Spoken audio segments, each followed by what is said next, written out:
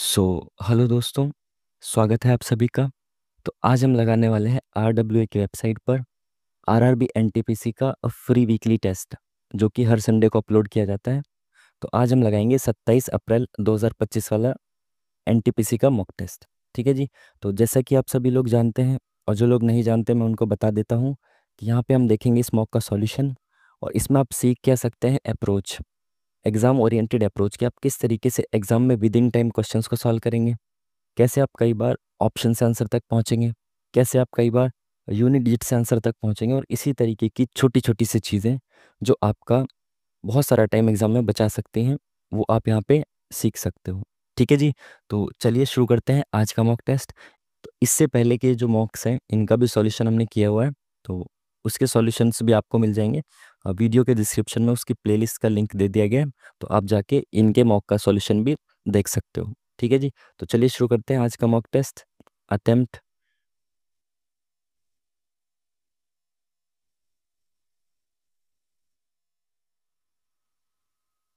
Full screen. चलिए, तो first of all मैं बता दूं, जैसे ये मेरा मार्कर आएगा ना, ये मेरा नकली सा मार्कर आएगा। ये मेरा मार्कर तब काम करता है जब स्क्रीन पॉज हो जाती है ना। मार्कर आते ही स्क्रीन पॉज हो जाएगी जब ये चलना शुरू करेगा। तो इसकी वजह से आपको यहाँ पे ये टाइम रुका हुआ दिख रहा होगा। तो ये टाइम रुका हुआ नहीं है, बैकएंड में टाइम चल रहा है, बट ये स्क्रीन पॉज हो गई है, इस वजह से आपको यहाँ पे रुका हुआ दिख रहा है। ठीक है। जैसे ही मैं मार्कर हटाऊंगा ये टाइम आपको कंटिन्यू वहीं से होता हुआ दिख जाएगा। ठीक है जी। तो इस बात को आप दूसरे तरीके से ना लें, बाकी आपकी इच्छा, जैसे मर्जी लें। तो चलिए शुरू करते हैं। इसने क्लासिफिकेशन किया हुआ है RWA पे। बाकी मिक्स क्वेश्चन आते हैं टेक्स्ट बुक के मॉक में, तो कोई दिक्कत नहीं है इसमें, और अच्छा है, अलग अलग क्लासिफाई कर रखा है क्वेश्चंस को, तो आसानी हो गया आपको। ठीक है। चलिए पहले क्वेश्चन के साथ शुरू करते हैं। क्या बोला है इसने? 11 इंटू 7 तो 12 इंटू 7 14 इंटू, तो ये 14 का मल्टीपल नहीं है, नहीं है। और ऑप्शन में 12 का भी कोई मल्टीपल नहीं है। इट मीन्स कि लॉजिक कुछ और लगेगा। तो 11 में 7 का मल्टीप्लाई ही क्यों किया है? 4 कम, 11 से 4 कम, इंटू 7, 14 से 4 कम, इंटू 7 तो नहीं होगा। तो 7 का ही क्यों किया है? और इसमें तो मल्टीप्लाई ही नहीं किया है इसमें 7 का। तो ये, अगर मैं 7 से इसको डिवाइड करके देखूं, तो 7 एकम 7, 7 सत्ते 49, तो इंटू 7, 17 इंटू 7 है ये। तो 17 इंटू 7 क्यों किया है इसने?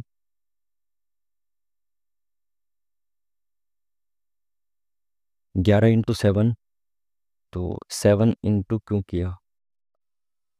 11 में अगर मैं 3 जोड़ूं तो 14 हो जाएगा, 14 का आधा हो सकता है 7, है ना।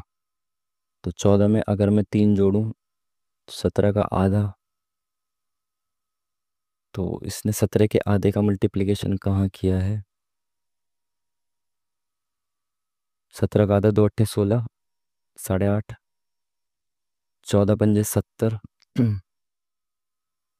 14 अट्ठे 112, और 5 117, 117 आ रहा है ना।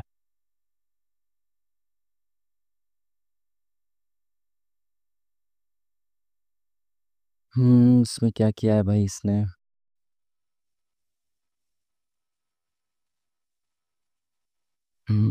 14 पंजे 70, 14 अट्ठे 112, और 7 119।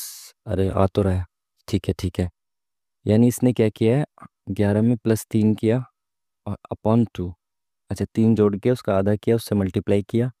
14 में 3 जोड़ा तो उसका आधा किया, उससे मल्टीप्लाई किया। तो 12 में 3 जोड़ेंगे और उसका आधा करेंगे तो कितना आएगा? 15/2। तो 2 सत्ते 14, 7.5। तो 7.5 की 12 से मल्टीप्लाई करेंगे तो 12 पंजे 60, 6, 12 सत्ते 84 और 6 90। तो 90.090 ऑप्शन में है क्या ये? पहला ही क्वेश्चन इन्होंने बहुत ज़्यादा टाइम टेकिंग दे दिया, अच्छा लॉजिक था बहुत ज़्यादा, तो फंसा दिया पहले ही क्वेश्चन में, बहुत सारा टाइम खराब कर दिया। अगेन आप लोगों के सामने अगर ऐसे पहला क्वेश्चन आया था और आपको लग रहा है कि नहीं हो रहा, तो उसको मार्क फॉर रिव्यू करिए और आगे बढ़िए। ठीक है ना। एग्जाम में इतना टाइम खराब नहीं करना है। चलिए अगेन दूसरा क्वेश्चन। सेम वही, इन्होंने शुरुआत में आपका सारा टाइम खराब कर देना है और एंड में इजी क्वेश्चन डाल देने हैं।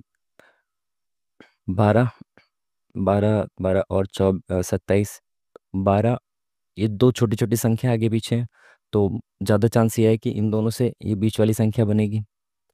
तो 12 और 8, 20 और 1, 21, 21, 21, 21 +6। अब ये +6 क्यों किया है? पहले का आधा भी हो सकता है और खाली 6 भी हो सकता है। तो देखें, 8 5 13, 13 में इसने +5 किया है, तो नहीं लग रहा कुछ लॉजिक। 15, 18, 10, 28, 28 में 6 प्लस करेंगे तो नहीं आएगा, इसका आधा भी नहीं है। 11 और 7, 18, 18 में क्या प्लस किया जाए? 3 प्लस कर रहा है तो नहीं आएगा। 14 और 6, 20, 20 में 1, 21, ये भी नहीं आएगा। 3 4, 13 में +5 कर रहा है, तो ये भी तो हो सकता है कि इसने 6 किया है, लास्ट वाले से 3 कम प्लस किया हो। तो 8 में से 3 कम करेंगे तो 5 प्लस, तो ये भी हो सकता है। बाकी यार टाइम बहुत ज़्यादा ख़राब हो गया शुरू शुरू के दो क्वेश्चंस में, तो इतना टाइम ख़राब नहीं करेंगे, आगे बढ़ेंगे, ठीक है। तो पहला क्या लगा दिया उसका हमने, तो इसका ये वाला लॉजिक लग रहा है मेरे को, आगे देखते हैं बाकी। यहाँ पे फिल इन द ब्लैंक्स है ना, ब्लैंक्स को फिल करना है। एक सेकेंड, गला खराब हो गया यार।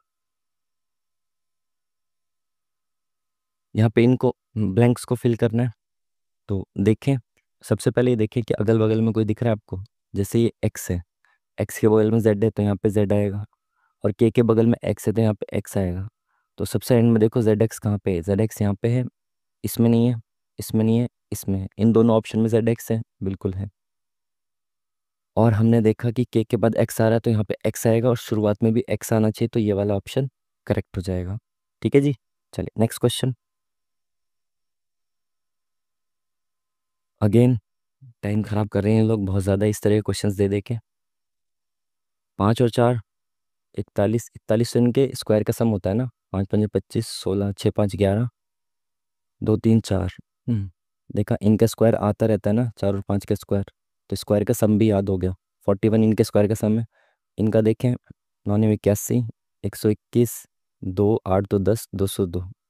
तो ये इनके स्क्वायर्स का सम दे रखा है 225, और 225 का 36, 6 5 11, यूनिट डिजिट एक आएगा, और एक के ऑप्शन में यूनिट डिजिट एक है। ठीक है, 6 5 11 दिन, 2 5 और 1 6, 261। ठीक है, इनके स्क्वायर्स का सम किया हुआ है यहाँ पे। Next question. क्या बोला इसने? शारीरिक शोषण दिखाई देता है इसलिए इसे स्वीकार करना आसान है, लेकिन मानसिक शोषण दिखाई नहीं देता है इसलिए हम इसे नकारते रहते हैं। ये एक कथन है, स्टेटमेंट है। इसके आधार पर निष्कर्ष क्या क्या बनाए जा सकते हैं? जो हम नहीं देख सकते हैं उसे अस्वीकार करना आसान होता है। शारीरिक शोषण दिखाई देता है इसलिए उसे स्वीकार करना आसान है, मानसिक शोषण नहीं दिखाई देता है इसलिए हम इसे नकारते हैं। तो जो हम नहीं देख सकते उसे अस्वीकार करना आसान होता है, बिल्कुल सही, यही चीज़ तो ये कहना चाह रहा है। जो मानसिक शोषण दिखाई नहीं देता उसे हम नकार देते हैं। हम जो देखते हैं उसे स्वीकार करना आसान है, बिल्कुल सही। दोनों चीज़ें मेरे को सही लग रही हैं। चलिए नेक्स्ट क्वेश्चन। एक पारदर्शी शीट, शीट कहाँ गई भाई? आ गई। पारदर्शी शीट है और इसने क्या कहा है फिर? पारदर्शी शीट को मोड़ा गया तो बताना है क्या? तो इसको मोड़ा गया, पहली बात तो कहाँ से मोड़ा जाएगा? इधर वाला खाली, यानी कि इधर से इधर मोड़ रहा है। ठीक है, तो इधर से इधर मोड़ेंगे तो ये दो लाइन्स है ना, ये भी दिखेंगी क्योंकि ये पारदर्शी शीट है, ट्रांसपेरेंट है। ठीक है, तो मोड़ने के बाद सबसे पहली चीज़ तो मिरर इमेज बनेगी, तो ये ऐसे आना चाहिए। ठीक है, और ये भी ऐसे आना चाहिए। तो ये दोनों लाइंस जो है ना, ये देख लो आप, इसमें दिख रही है, दिख रही है, इसमें दिख रही है दोनों लाइन नहीं, इसमें दिख रही है ना दोनों लाइंस, हाँ दिख रही है, इसमें भी दिख रही है, लेकिन ये बीच वाली लाइंस नहीं दिख रही ना इसमें, ये वाली। तो दूसरा तो गलत हो गया। तीसरे में देखे एक ही लाइन दिख रही है। चौथे में देखे ऐसे दिख रहा है, ठीक है, और ऐसे दिख रहा है, ये भी ठीक है। तो पहला और चौथा बचा, तो इसमें डिफरेंस किस चीज़ का दिख गया भाई हमें? ये ऐसे क्रॉस हो रहा है ना मामला, यहाँ पे तो क्रॉस ही नहीं हो रहा है, यानी कि इसने इसको, इस लाइन को काट रखा है यहाँ से। तो ये वाला ऑप्शन भी गलत, D option is the correct answer. ठीक है जी, चलिए।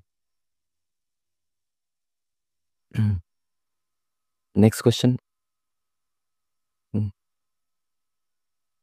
सुबह व्यायाम करना स्वास्थ्य के लिए अच्छा होता है। स्वास्थ्य को केवल व्यायाम करने से बनाए रखा जा सकता है, गलत बात है। केवल तो एक्सट्रीम हो गया ना, ओनली जहाँ पे भी आ जाए गलत ही होता है मोस्टली।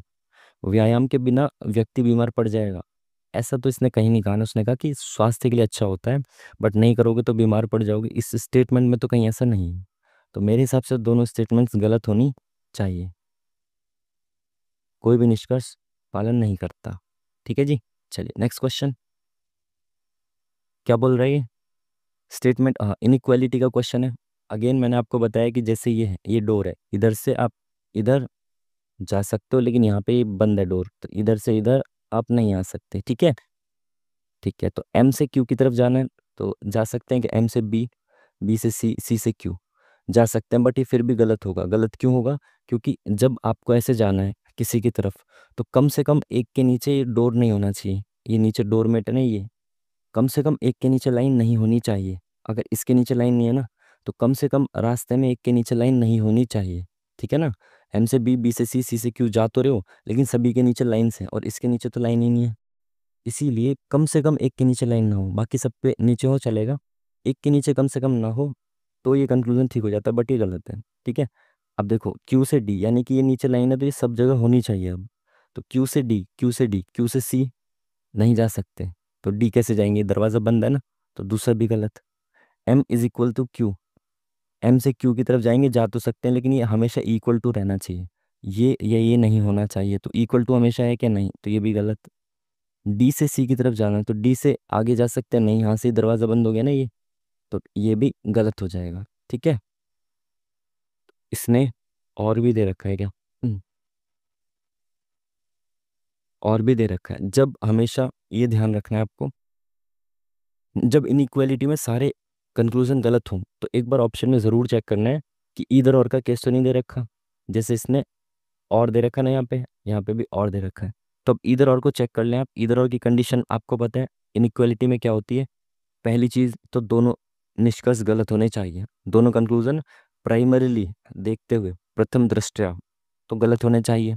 दूसरी चीज़, उन दोनों में एक तो नॉर्मल साइन हो और एक इक्वल टू का साइन हो, एक इक्वल टू का साइन हो और एक नॉर्मल, ये या इसके साथ ये, इनमें से एक साइन हो और एक इक्वल टू का साइन हो। ठीक है।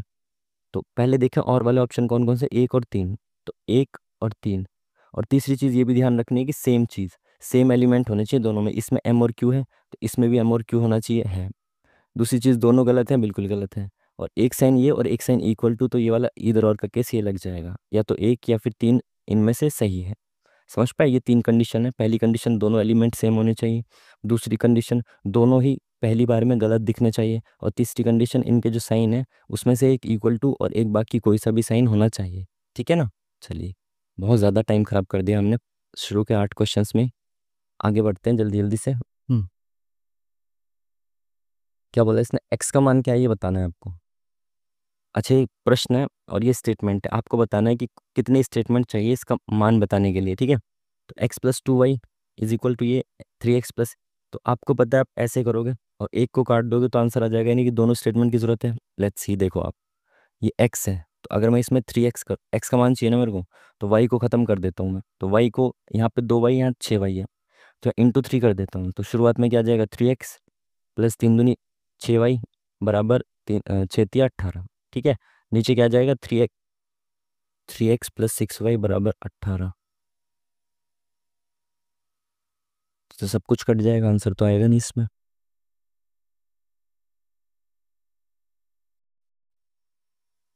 बट ये इक्वेशंस जब होती हैं तो इसमें अगर दो इक्वेशन है तो ऐसे आ जाता है ना एक्स और वाई का मान, तो इसमें दोनों ही इक्वेशन बराबर बन जाएंगी, तो इसीलिए आई थिंक दोनों में से कोई भी आंसर नहीं देगी इसकी, क्योंकि इसमें एक्स और वाई दोनों कट जाएंगे ना, तो आई थिंक एक साथ पर्याप्त नहीं होना चाहिए मेरे हिसाब से। ठीक है। बाकी देखेंगे एंड में इसको। अच्छे क्वेश्चंस दे रखे हैं आज इन्होंने, काफ़ी अच्छे अच्छे क्वेश्चंस हैं। ये डिक्शनरी के क्रम में आपको लगाना है इसको। तो आपको मैंने पहले भी बताया कि डिक्शनरी क्वेश्चंस को आपको कैसे करना है, आपको करना है ऑप्शन से। ठीक है। तो ऑप्शन देखेंगे फिर करेंगे। शुरुआत में क्या है, 4 4 4 3 2। तो 4 और 2 में से पहले देखिए कौन सा आएगा, 4 और 2। STUM STUF। तो एम पहले आता है या एफ पहले आता है, तो एफ पहले आता है तो 4 पहले आएगा, ये ऑप्शन खत्म। 4 के बाद 1 2 2, तो 2 और 1 में से देखो पहले कौन आएगा, STUM P और B। तो बी पहले आता है तो 2 पहले आएगा, ये ऑप्शन खत्म। उसके बाद 5 और 1 में से देखें पहले कौन आएगा, STUN। तो एम पहले आता है या एन पहले आता है, STUN। तो एम पहले आएगा तो एक पहले आना चाहिए, 5 बाद में, तो 5 वाला कट गया, एक पहले आएगा। Option number C is the correct answer. Dictionary questions आप इस तरीके से कर सकते हो, ठीक है जी। नेक्स्ट क्वेश्चन, 5 सहेलियां हैं भाई, पूर्व दिशा की ओर अभिमुख होकर एक पंक्ति में बैठी हुई हैं, ठीक है। तो पूर्व दिशा, एक सेकंड ये मच्छर मार दो जरा, बहुत दुखी कर रहा है। चलो छोड़ो, इसे भी जीने दो। 5 सहेलियां पूर्व दिशा की ओर उन्मुख होकर बैठी हुई हैं, ठीक है। भूमिका, विभा और श्वेता के बीच में बैठी हुई है। तो अभी ये नहीं पता विभा और श्वेता अगल बगल कहाँ कहाँ पे है, या राइट पे है या लेफ्ट पे है, भूमिका मतलब भूमिका और विभा। ऐसे भी तो हो सकता है विभा और भूमिका, तो इधर उधर कौन बैठा है, राइट लेफ्ट, ये नहीं पता ना। राशि श्वेता के बाईं ओर से दूसरे स्थान पे है, अब पता चल गया। राशि श्वेता के बाईं ओर से दूसरे पे, बाईं ओर से तो 1 2, तो यहाँ पे राशि आ गई, श्वेता के बाईं ओर से दूसरे स्थान पे बैठी है। और भूमिका, विभा और श्वेता के बीच में बैठी हुई है। लोग कितने, 5 हैं। तो भूमिका, श्वेता और विभा। तो श्वेता और विभा अगर यहाँ होती तो यहाँ पे भूमिका होती, बट यहाँ पे तो आर बैठा है, तो श्वेता के बगल में यहाँ पे श्वेता और विभा, श्वेता और विभा के बीच में भूमिका बैठी हुई है, ठीक है। 3 और 2 5, एक कोई बचा वो यहाँ बैठा होगा। पूछा गया दक्षिणी छोर पर कौन सी लड़की बैठी है, दक्षिणी छोर पर। अच्छा, ये पूर्व की तरफ मुंह करके बैठे हुए हैं, तो अगर ये ईस्ट है तो सीधे हाथ की तरफ ईस्ट होता है, तो इधर वेस्ट हो जाएगा, इसके अपोजिट जस्ट। और अगर ये मेरा सीधा हाथ है ऊपर की तरफ, तो मेरे ऊपर, तो ये नॉर्थ हो जाएगा और नीचे साउथ हो जाएगा। तो साउथ की तरफ कौन है, दक्षिणी छोर पे कौन सी लड़की बैठी है, वी, वी से विभा, ठीक है जी। चलिए नेक्स्ट क्वेश्चन, अब थोड़ा सा स्पीड बढ़ाएंगे जल्दी जल्दी से, है ना। चलिए, सुयश अपने कार्यालय से चलना शुरू करता है और दक्षिण की ओर 40 मीटर चलता है। अगेन सीधे हाथ की तरफ आपको ईस्ट मानना है और उल्टे हाथ की तरफ वेस्ट, ऊपर नॉर्थ, नीचे साउथ, ठीक है। तो दक्षिण की ओर 40 मीटर चलना शुरू करता है, तो ये दक्षिण की ओर चला 40 मीटर, ठीक है। वह दाईं ओर मुड़ा, तो इधर की तरफ मुंह है तो इसके हिसाब से दाईं ओर इधर हो जाएगा इसका। दाईं ओर मुड़ा और 35 मीटर चला, ठीक है। फिर वहां से वह दाईं ओर मुड़ा, अगेन वो दाईं ओर मुड़ा और 70 मीटर। तो देखो 40 तो ये हो गया, और यहाँ से 30 मीटर और आगे, टोटल 70 मीटर चल गया वो, ठीक है। अंत में वह एक बार दाईं ओर मुड़ता है और अपने घर तक पहुंचने के लिए 75 मीटर, तो यहाँ से यहाँ तक चलेगा, क्योंकि यहाँ तक इसके सामने देखो ये 35 है, तो इसके सामने का ये डिस्टेंस भी 35 हो जाएगा, ठीक है। लेकिन ये टोटल कितना है, 75 मीटर चल रहा है, तो ये 40 हो गया, ठीक है ना, बिल्कुल ठीक है। उसके कार्यालय और उसके घर के बीच सबसे छोटी दूरी क्या है, ये बताना है आपको, ठीक है। तो यानी कि इसके कलर बदल देते हैं ना, ये और ये, इसके बीच की दूरी आपको बतानी है। अगर मैं इसको जोड़ दूं तो ये ट्रिपलेट लग जाएगी यहाँ पे, पाइथागोरस थ्योरम। ये क्या है, ये समकोण त्रिभुज बन गया। ये 40 है और ये कितना है, ये सामने 30 है ना, तो ये 30 है। तो आपको पता है ट्रिपलेट क्या होता है, 3 4 5 का ट्रिपलेट होता है, तो 30 40, तो ये 50 हो जाएगा। Option number 20 the correct answer, ठीक है जी। चलिए नेक्स्ट क्वेश्चन, 4 संख्याएं दी गई हैं, 3 किसी एक प्रकार से समान है और एक असंगत। ऑड वन आउट छांटना है आपको। 676 स्क्वायर है, 216 क्यूब है, 6 का, 5 का क्यूब, 9 का क्यूब, ये तीनों क्यूब है और ये स्क्वायर है 26 का। तो एक स्क्वायर है, बाकी तीनों क्यूब हैं, तो ये अलग हो गया, ऑड वन आउट, ठीक है। इसने बोला इनटू और डिवाइड को आपस में बदल दिया जाता है, तो कौन सा समीकरण सही होगा। तो इनटू और डिवाइड को आपस में बदलने से पहले आपको क्या देखना है, मतलब इनटू और डिवाइड को बदल दो आपस में और ये चेक करो कि डिवाइड कंप्लीटली हो पा रहा है क्या, तभी आपको उसको पूरा सॉल्व करना है। जैसे यहाँ पे इनटू की जगह मैंने डिवाइड रख दिया और डिवाइड की जगह इनटू, ठीक है। तो ये क्या हो जाएगा, 62/13 इंटू 31। तो ये क्या कट पा रहा है क्या, पूरा नहीं कट रहा, तो चेक ही मत करो। इसमें देखो डिवाइड की जगह इंटू, इंटू की जगह डिवाइड, तो ये क्या हो गया, 9 × 23/3। ये कट रहा है ना, हाँ, 3 3 9, ये कट रहा है, इसको चेक कर लो रख के पूरा।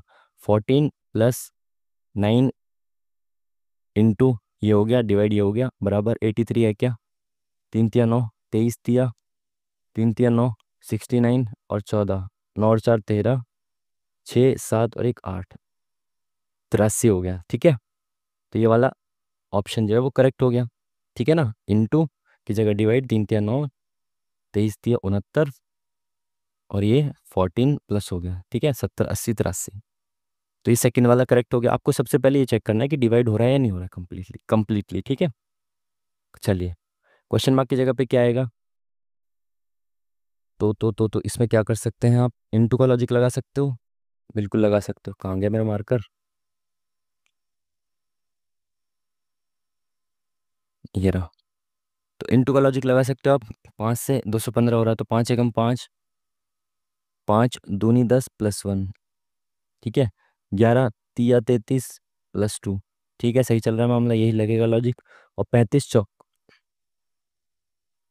चौका तो 140 हो जाएगा, लेकिन ये तो 140 से कम है।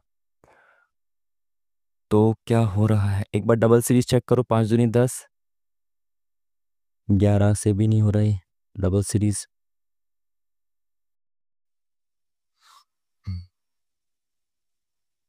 तो क्या लॉजिक लग सकता है इसमें?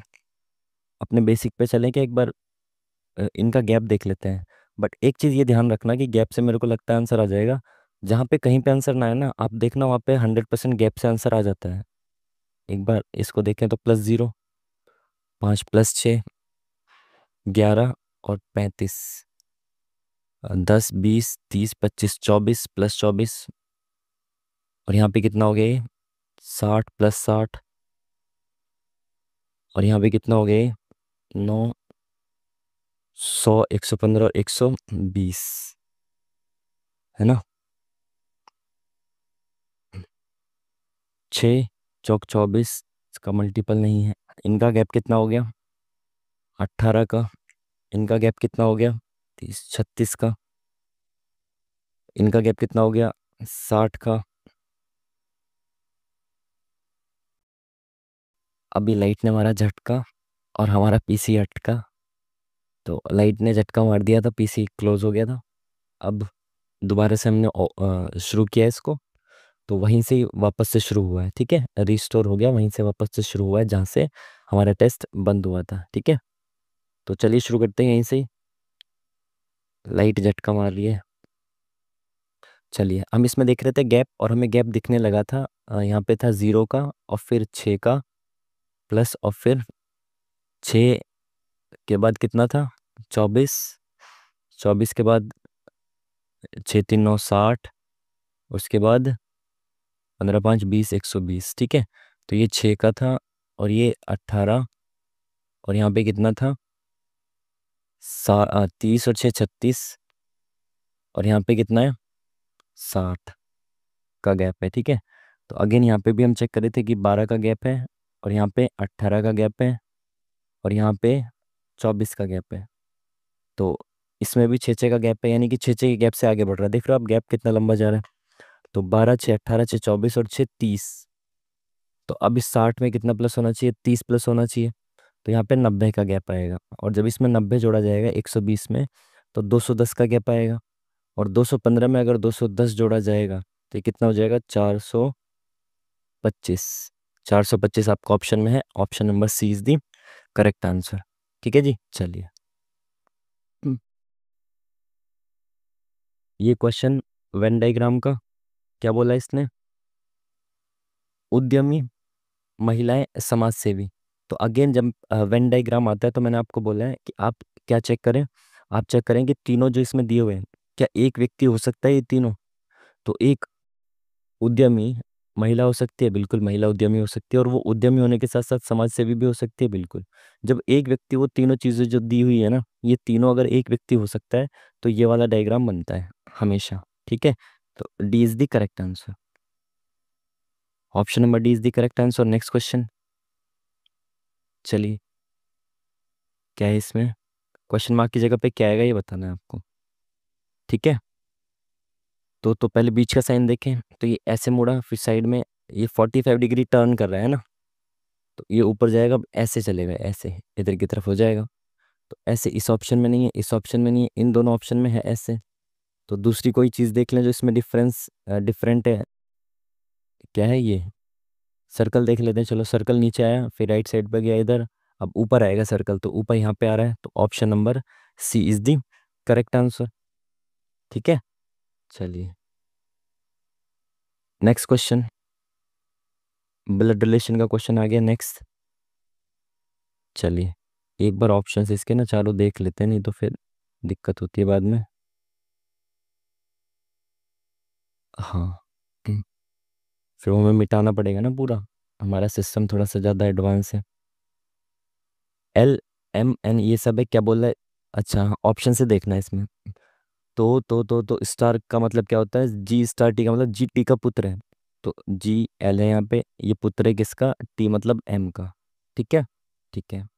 M at the rate N का मतलब क्या है? एट द रेट का मतलब है जी टी का पिता है, तो एम पिता है किसका? टी का, तो टी इसका भाई होगा मतलब एन। ठीक है ना, जी टी का पुत्र है, जी टी का पुत्र है। ठीक है, एल एम का पुत्र है, M at the rate N का मतलब है जी टी का पिता है, तो एम टी का पिता है। ठीक है, एन परसेंटेज ओ का मतलब क्या हुआ? जी टी की पत्नी है, तो एन पत्नी है किसकी? ओ की। ठीक है, तो ओ पति हो गया। ठीक है, ओ स्टार पी का मतलब क्या हुआ? जी टी का पुत्र है, तो ये अगेन ये पुत्र है किसका? किसी का पुत्र है ये। अब वो प्लस माइनस कुछ भी हो सकता है। ठीक है, एल एल स्टार एम का मतलब है, कहाँ गया? जी टी का पुत्र है, तो एल पुत्र है, सॉरी एल पुत्र है एम का, जी टी का पुत्र है। एट द रेट का मतलब है जी टी का पिता है, तो एम पिता है एन का, तो एम पिता है एन का। ठीक है, एन एन परसेंटेज का मतलब है जी टी की पत्नी है, तो एन पत्नी है ओ की। ठीक है, ओ स्टार पी, तो ओ स्टार पी का जी टी का पुत्र है, तो ओ पुत्र है इनका, पी का। ठीक है, ठीक है। अब देखें यहाँ पे ऑप्शंस में बताना है कौन सा सही है। ओ एम का पुत्र है, तो ओ पुत्र है एम का, कहीं से कहीं तक कनेक्शन नहीं है ना? नहीं, मतलब कनेक्शन तो है, इनका दामाद है, पुत्र नहीं है। अब ये मत कहना कि भाई एक ही बात है। ठीक है ओ एल का भाई है, तो ओ एल का भाई है क्या? नहीं भाई, ओ तो जीजा है ना एल का। एन एल की माँ है, तो एन जो है वो माँ नहीं है, बहन है। ठीक है, एन पी की पुत्र वधु है, तो पी के पुत्र की वधु एन है, बिल्कुल सही। तो चौथा ऑप्शन जो है वो ठीक हो जाएगा। ठीक है, चलिए नेक्स्ट क्वेश्चन। यार सुबह सुबह ना मैं नींद में रहता हूँ, अब से मैं सुबह सुबह लगाया ही नहीं करूँगा मैं एक्सपीरियंस सही नहीं रहता सुबह का। चलिए स्टार मार्क की जगह पे क्या आएगा यहाँ पे? इनका बताना है आपको कि ये वाले साइन ऑप्शन वाले इसकी जगह पे रखने हैं, स्टार की जगह पे। तो अगेन सबसे पहले आपको डिवाइड रख के देखना है कि अगर डिवाइड कंप्लीट हो जाता है तो उस ऑप्शन को पुट करें। तो पहले अगर यहाँ पे डिवाइड रख देता हूँ, तो 7/2 कंप्लीटली डिविजिबल है क्या? नहीं। अगेन दूसरी जगह पे डिवाइड रखेंगे, 2/5 तो कंप्लीटली डिविजिबल होगा क्या? नहीं। तीसरा कहाँ है डिवाइड? 4/2 यहाँ पे रखना है डिवाइड को, तो हो जाएगा ना, 4 2 से डिवाइड हो जाएगा, तो इस ऑप्शन को पुट करेंगे। तो 7+2 × 5 -4/2 इज इक्वल टू 15। ठीक है, तो यहाँ पे हो गया 2, यहाँ हो गया 10, 10 और 7 17 -2 इज इक्वल टू 15। देखा, तीन ऑप्शन में से केवल एक पुट किया और वही आंसर। तो आपको पुट करने के लिए थोड़ा स्मार्टली सोचना पड़ेगा। ठीक है, चलिए इसने ये क्या बोला है? इसने बोला है कि संख्या 5 किस श्रेणी को दर्शाती है? संख्या 5 ये वाली है, तो उसमें जो ट्रेंगल और स्क्वायर दोनों हैं, तो ट्रेंगल क्या है? ट्रेंगल है गायक, और वर्ग है भारतीय। तो ये 5 जो है वो भारतीय गायक है, भारतीय गायक। ऑप्शंस देखें, भारतीय गायक जो सैनिक हैं, मतलब ये अलग वाला जो ये सैनिक होगा, तो ये सैनिक नहीं है ना, तो पहले गलत। भारतीय गायक जो सैनिक नहीं है, हाँ तो भारतीय गायक हैं ये जो सैनिक नहीं है। ठीक है, तो ये थर्ड वाला सैनिक होगा ना। Option number B is the correct answer. Next question, क्या बोला इसने कि मिरर इमेज? मिरर इमेज देखें भाई, आपको पता है कैसे बनती है मिरर इमेज यहाँ पे? तो पहली बात तो इसको देखने की जरूरत नहीं है। ठीक है, आप इसको देख सकते हो ट्रायंगल को। पहले आपको पता है ट्रायंगल्स ऐसे उल्टे बनेंगे मिरर इमेज में, अगर यहाँ पे ऐसे है तो ये ऐसे बनेगा। ठीक है, तो इसमें ऐसे है, इसमें ऐसे है, इसमें भी ऐसे है, इसमें भी है, इसमें नहीं है, दूसरा वाला ऑप्शन गलत हो गया। ठीक है, अब बीच वाले को देखो, ट्रायंगल को, इसमें ऐसे ऐसे लाइन है ना, ऐसे लाइन है, तो ट्रायंगल में ऐसे लाइन बनेंगे ऐसे। देखो पहला वाला गलत हो गया, और ये दूसरा सी और डी बचा। अब सी और डी में देखो डिफरेंस किस चीज़ का, इस लाइन का है, इस साइड में जो लाइन है ना, यहाँ पे सीधी लाइन है, यहाँ पे टेढ़ी है, तो ये भी गलत हो गया। Option number D is the correct answer. ठीक है जी, चलिए।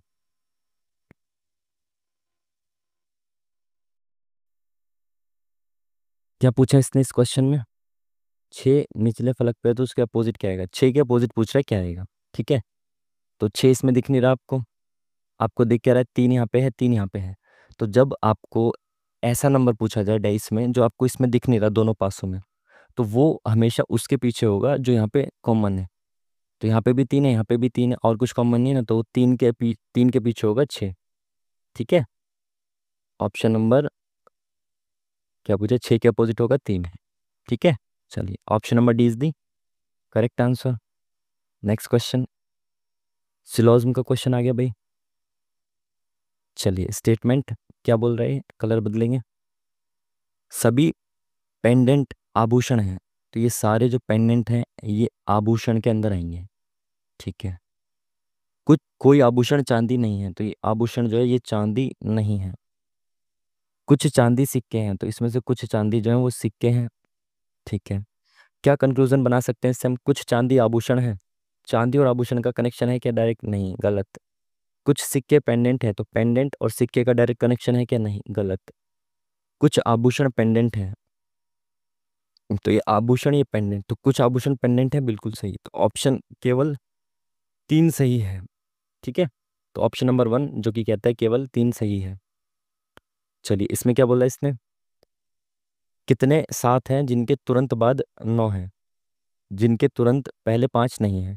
अच्छा, ऐसे सात देखने जिनके तुरंत बाद नौ पहले पाँच ना हो, तो सात के तुरंत बाद नौ, एक, ये नहीं हो सकता क्योंकि पहले पाँच है, दो, और इसमें भी पहले पाँच है तो नहीं हो सकता। तो दो पेयर दिख रहे हैं बस सात के ऐसे, जिनके जस्ट बाद नौ है और पहले पाँच नहीं है, एक,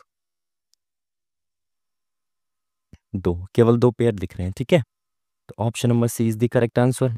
नेक्स्ट क्वेश्चन, अगेन डाइस वाला क्वेश्चन आ गया। इसमें क्या पूछा है इसने, स्टार के अपोजिट क्या आएगा, तो स्टार आपको दिख रहा है, ये रहा स्टार।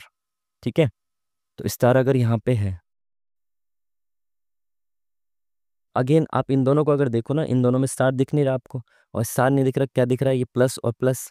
तो प्लस और प्लस कॉमन है, तो जो चीज़ नहीं दिख रही होती है उस कॉमन के अपोजिट होती है। एक तो तरीका ये है, और दूसरा तरीका भी मैं आपको बता देता हूँ कि यहाँ पे स्टार है, अब दूसरा एक इसके जो साइन है ना, इन दोनों में से देखो कहीं दूसरा कॉमन है क्या, ये वाला है ना, देखो एक्सक्लेमेटरी मार्क, जो एक्सक्लामेटरी मार्क है, जो एक्सक्लामेशन मार्क है, जो ये यहाँ पे भी है, ये रहा। ठीक है, तो आप इनको ऐसे लिख लो दोनों जगह, आप क्लॉकवाइज घूमो, तो यहाँ से क्लॉकवाइज घूमेंगे डॉलर का साइन आएगा, इसके क्लॉकवाइज कौन आएगा, प्लस का साइन आएगा। ठीक है, एक सेकेंड, सॉरी सॉरी सॉरी, इसमें दो, ये दो कॉमन है ना, इसमें दो कॉमन है, तो सिंपल आपको दिख ही गया कि स्टार के अपोजिट तो प्लस ही आएगा। टाइम ही खराब करना बेफिजूल में, जब दो कॉमन होते हैं ना तो जो बचे हुए होते हैं ना वो अपोजिट होते हैं। मैं आपको क्लॉकवाइज का बता रहा था तरीका, बट कोई नहीं। चलिए यहाँ पे क्वेश्चन मार्क की जगह पे क्या आएगा ये बताना है आपको। तो क्वेश्चन मार्क की जगह पे क्या आएगा, देखें, तो देखना शुरू करिए, इसका मिरर इमेज बनाइए, इसकी मिरर इमेज ये बन रही है क्या, बिल्कुल पहले ऑप्शन सही लग रहा है। दूसरा मिरर इमेज बन रही है क्या, नहीं, ये देखो यहाँ से आएगा ऐसे। तीसरा तो वैसे ही गलत दिख रहा है, सीधा आना चाहिए ऐसे। चौथे का कोई सेंस ही नहीं बन रहा ना, तो पहला ऑप्शन करेक्ट हो जाएगा। ठीक है जी, चलिए नेक्स्ट क्वेश्चन।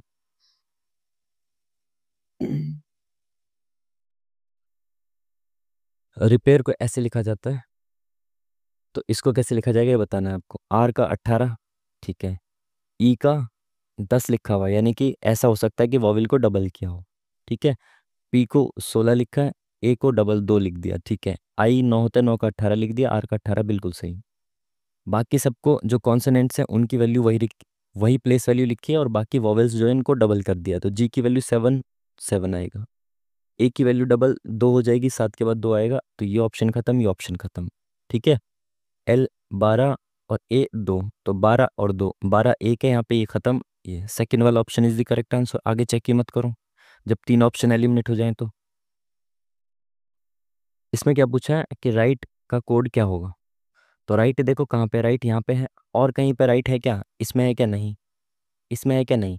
तो राइट जब केवल इसमें है तो इसका जो कोड है ना ये वाला, इसमें एक कोड ऐसा होगा जो केवल इसी का होगा और कहीं नहीं होगा, ठीक है। तो वही राइट का कोड होगा।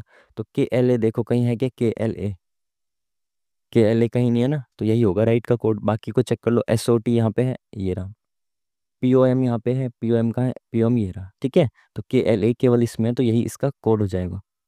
तो option number C is the correct answer. इसमें कितने त्रिभुज हैं ये आपको गिनने हैं, जल्दी से गिन लेते हैं। सेम सेम से आकृति है तो पहले एक आकृति के लिख के गिन के डबल कर देंगे और फिर जो कॉमन है उसको देखेंगे। 1 2 3 4 5 6, एक ये साइड वाला 7 और एक ही साइड वाला 8।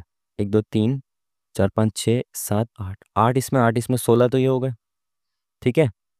अब इसमें जो कॉमन है उसको देखना है। 16 के बाद एक ये 17, एक ये 18, एक ये 19, एक ये 20, ठीक है। 20 हो गए। तो बस 20 ही दिख रहा है ना, और कहीं दिख रहा है आपको, और कहीं, अच्छा ये भी तो है 21 और एक ये 22, ये छोटे छोटे ये भी तो है ना। हमने केवल बड़े बड़े गिने थे, 16 हो गए, 17 18 19 20 21 22, तो 22 होने चाहिए आई थिंक।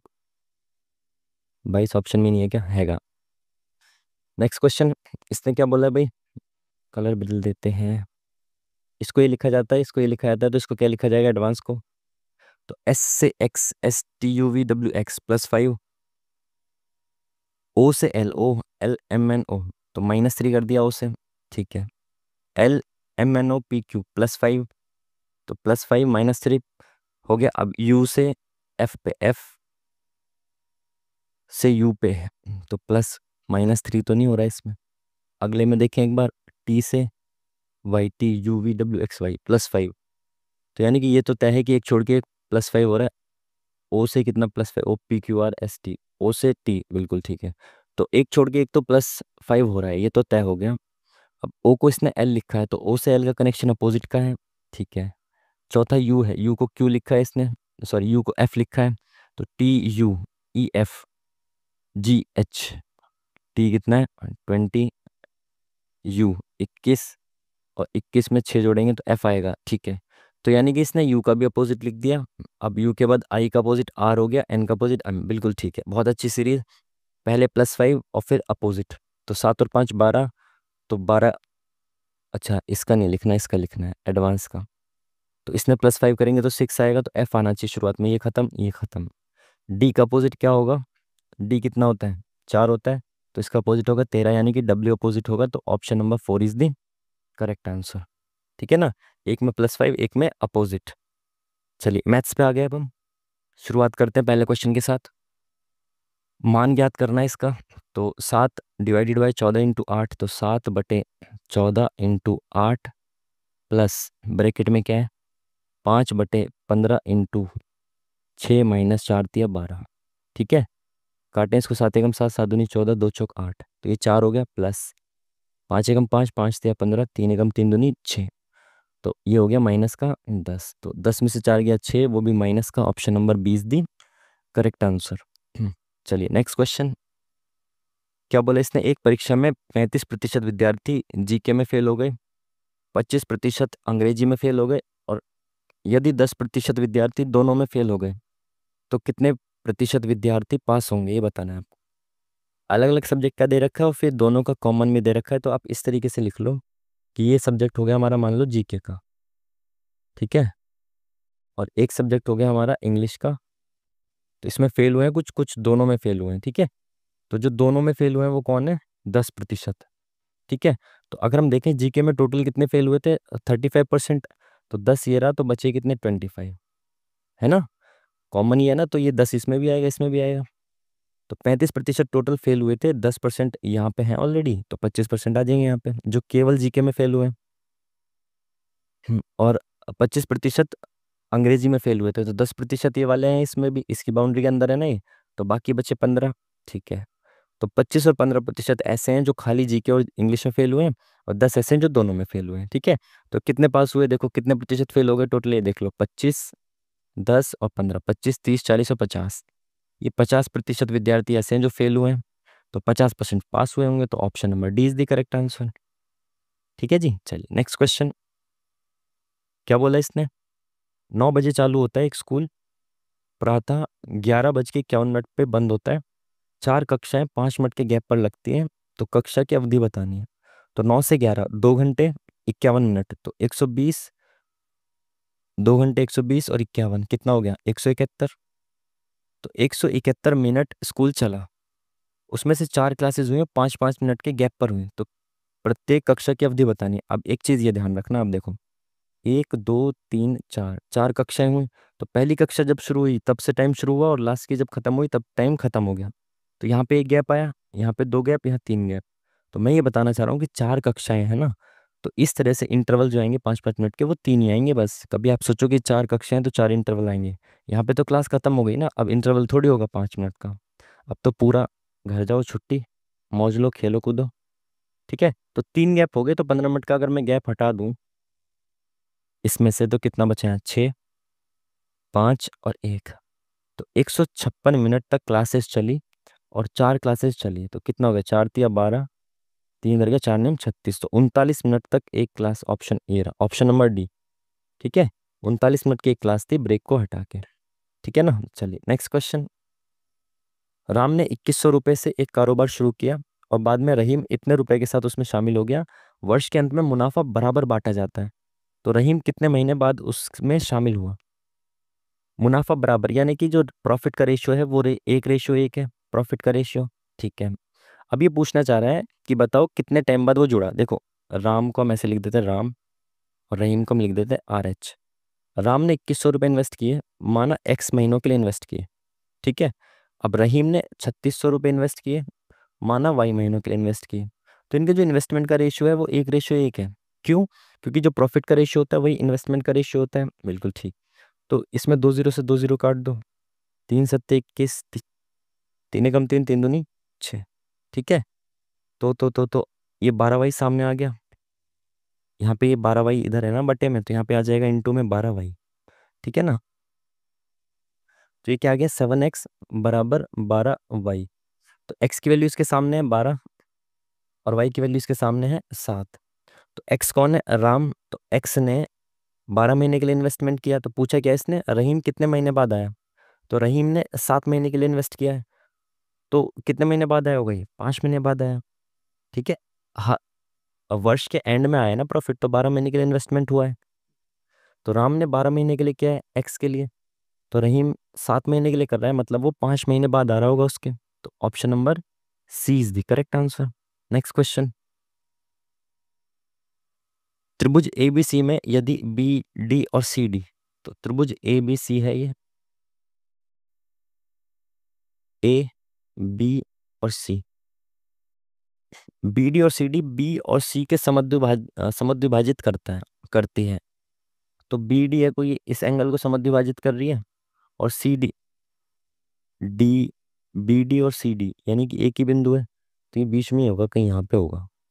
ठीक है, यहाँ पे होगा, इसको काट दो, ये भूल जाओ इसको। ठीक है, तो ये D यहाँ पे होगा ना, तभी तो वो BD और CD बोल रहे हैं।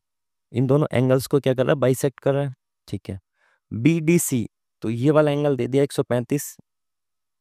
पूछा क्या है? BAC, CPO का one of the most favourites में से एक है, CPO में बहुत बार आता है ये वाला क्वेश्चन।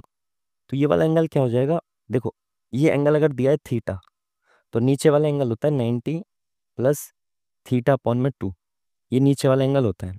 अगर इस तरह की आकृति बनती है ना, तो नीचे वाला एंगल जो होता है ये वाला, ये 90 प्लस थीटा अपॉन 2 होता है। तो 90 प्लस कितना है? ये 45। तो 90 प्लस 45 है ये, और थीटा अपॉन 2 की वैल्यू अगर 45 है, तो थीटा कितना होगा? 90 होगा ना, तभी तो 90/2 45 आएगा। समझ पाए बात को? तो ये 135 आप इस तरीके से भी लिख सकते हो, बराबर 135, और उसको सॉल्व कर सकते हो। पर डायरेक्ट आप देखो ना, 90 में प्लस किया है थीटा अपॉन 2, तो ये मेरे को पता है 45 प्लस किया है, तभी तो 135 बना। थीटा अपॉन 2 45 है, तो 2 इधर चला जाएगा, तो थीटा बराबर 90 हो जाएगा ना। तो option number 1 is the correct answer. ठीक है जी, चलिए नेक्स्ट क्वेश्चन। 800 से लेकर 2000 के बीच कितनी संख्याएं 13 से विभाजित हैं?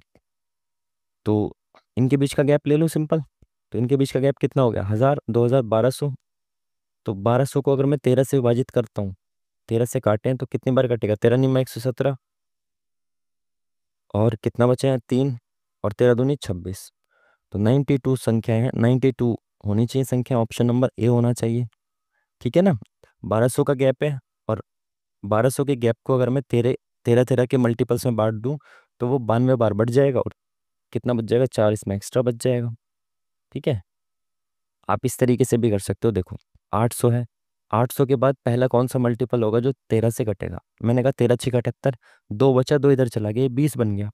तो 20 में मैं क्या जोड़ूँ, 6 जोड़ दूँ तो ये 26 बन जाएगा, और ये 13 से कट जाएगा। ठीक है। तो पहला नंबर हो गया जो 13 से कटेगा वो 806 हो गया। ठीक है, पहला नंबर। और लास्ट नंबर क्या होगा, 2000 है। तो इसको मैं 13 से काटने की कोशिश करूँ तो 13 निम्मा 117, 3 इधर गया, तो ये कितना हो गया, 30 हो गया। 13 निम्मा 117, और सॉरी सॉरी सॉरी सॉरी, ये 20 है ना, मैं जब भी कहूँ कि 117 इसमें से घटाएंगे तो बहुत कुछ बच जाएगा। 13 कम 13, 7 बचा, 13 पंजे 65, 5 बचा, तो ये 50 हो गया। अगर इसमें मैं दो और जोड़ दूँ तो ये कितना हो जाएगा, 52 हो जाएगा, और 13 चौके 52, यानी कि 2002 जो है वो भी 13 का मल्टीपल है। तो इसमें से मैं पीछे जाना ना, मेरे को तो 2000 से कम चाहिए। तो इसमें से अगर मैं 13 घटा दूँ तो वो भी 13 का मल्टीपल आ जाएगा ना। तो 2 घटा दिया फिर 11, यानी कि 19, 11 घटाएंगे तो 89। ठीक है। लास्ट संख्या ये है जो कटेगी, पहली संख्या ये है। तो ये एक सीरीज बनेगी, आपको पता नहीं ऐसे चलेगा, 806, उसके बाद 800, 13 इसमें जोड़ देंगे तो कितना हो जाएगा, 819। ठीक है। तो ऐसे इसकी सीरीज चलेगी 13 13 के गैप पे। और लास्ट वाला जो नंबर है वो आएगा 1989, है ना। इसको मिटा दूँ, 1989 लास्ट नंबर आएगा, 1989। तो हमें ये बताना है कि जो सीरीज में 1989 है वो कौन से नंबर पे आ रहा है। तो आपको पता है nth टर्म क्या होता है, nth टर्म होता है a plus n minus one into D. तो a फर्स्ट टर्म कितना, फर्स्ट जो टर्म था वो कितना था, 806 था, प्लस n कितना है पता नहीं, वही निकालना और d कितना है 13। ठीक है। तो ये 806 इधर आएगा, माइनस हो जाएगा, 9 में से 6 गया 3, 8, 1 1। ठीक है। अब यहाँ पे ये कितना आ जाएगा, 13n माइनस 13। तो ये 13 से इसको डिवाइड ही कर देते हैं ना, n-1 डायरेक्ट लिख देते हैं। ये 13 यहाँ पे इंटू में डिवाइड कर दो, 13 नहीं 117, 13 कम 13, ये माइनस का वन इधर आएगा, प्लस का वन हो जाएगा, तो ये कितना हो जाएगा 92। डायरेक्ट भी हमने कर दिया था तब भी ये 92 ही आ रहा था। ठीक है। चलिए नेक्स्ट क्वेश्चन क्या बोल रहा है, किसी समूह में विद्यार्थियों की किसी निश्चित संख्या का औसत वजन इतना है, यदि 78 किलो के औसत वजन वाले 10 विद्यार्थी उस समूह समूह को छोड़ देते हैं, 80 किलो वाले 4 विद्यार्थी, अच्छा 10 ने छोड़ा और 4 आ गए, शामिल हो गए, तो विद्यार्थियों का औसत वजन इतने किलोग्राम घट गया। प्रारंभ में कितने विद्यार्थी थे ये बताना है। बहुत आसान क्वेश्चन। देखो शुरुआत में 72 किलोग्राम वजन है, और 78 किलो वाले 10 विद्यार्थी छोड़ गए, तो जो 78 वाले 10 गए वो कितना ज्यादा लेके गए, एक व्यक्ति 6 ज्यादा ले गया एवरेज से, 6 ज्यादा ले गया ना। अगर वो 72 72 ले जाते तो एवरेज पे कोई फर्क नहीं पड़ता। और ये 6 ज्यादा ले गया एक व्यक्ति, और 10 टोटल गए, तो ये ले गए भाई 60, यहाँ से इनका 60 वेट टोटल ये ले गए। अब 4 लोग आए, और एक व्यक्ति 72 से कितना ज्यादा लेके आया, 8 ज्यादा लेके आया। ठीक है। एक व्यक्ति 8 लेके आया ज्यादा, और टोटल 4 लोग आ रहे हैं, तो ये 32 यहाँ पे ज्यादा लेके आए। ठीक है। तो 60 गया और 32 आया, तो ओवरऑल चेंज कितना है हमारा, 28 का आया, 28 की कमी हो गई। और ये जो 28 की कमी हुई है ना, ये कैसे पूरी की गई, जितने भी लोग बचे थे ना उनमें सब में से 0.7 ले लिया। तो मैं देखूं कितने लोगों में से 0.7 लिया गया होगा, ये 0.7 एक व्यक्ति में से लिया, और कुल मिला के 28 लिया टोटल। तो मैं देखूं कितने व्यक्तियों से ले लिया गया होगा ये, तो एक, ये एक के बाद जीरो लगा देंगे ऊपर, पॉइंट हट गया, तो 7 चौक 28, 40, यानी कि 40 लोगों में से इसने 0.7 लिया, तब जाके ये 28 की भरपाई हुई। इट मीन्स कि वहां पे 40 लोग हैं अभी फिलहाल, 40 लोग बचे हैं, जब भी तो इसने सब में से 0.7 ले लिया। तो पूछ क्या रहा है, ये प्रारंभ में कितने थे, तो अभी क्या है, 10 गए और 6 वापस आए। तो अब जितने हैं ना उससे 6 ज्यादा थे पहले, क्योंकि 10 गए 4 वापस आए हैं, तो 6 तो वापस आई ही नहीं है ना। तो अगर वो 6 वापस आ जाएंगे तो टोटल कितने हो जाएंगे, 46। Option number B. समझ पाए ना बात को, इजी क्वेश्चन। क्या यार ये trigonometry, T tan theta, T ten थी टेन थीटा बराबर ये दे रखा है, तो इसको हम कैसे लिख सकते हैं, टेन थीटा अपॉन में ये साइन थीटा हो जाएगा, बराबर इसके सामने 2√3 अपॉन में ये 3 नीचे आ जाएगा। ऐसे लिख सकते हैं ना हम इसको, लिख सकते हैं। यहाँ पे आ गया तो टेन थीटा की वैल्यू हो गई, साइन थीटा की हो गई, तो कॉसेक कॉसेक स्क्वायर 2 थीटा।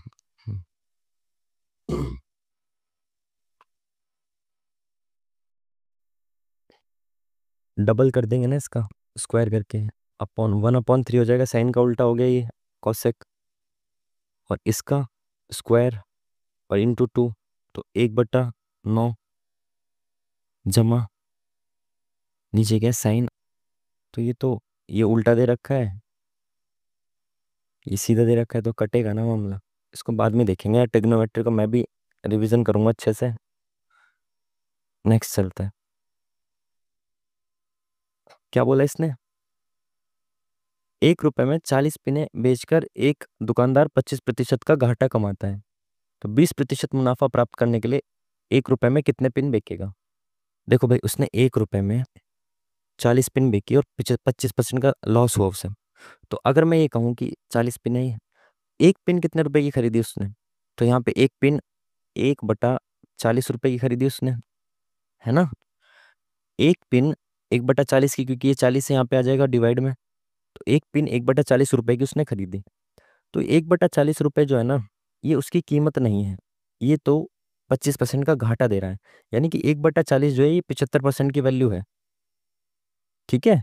तो ये 75% की वैल्यू अगर इंटू 100 करूंगा तो कॉस्ट प्राइस आ जाएगा, बट मुझे चाहिए क्या, 20% का लाभ चाहिए, तो इंटू 120% निकाल लेता हूँ। समझ पाए बात को।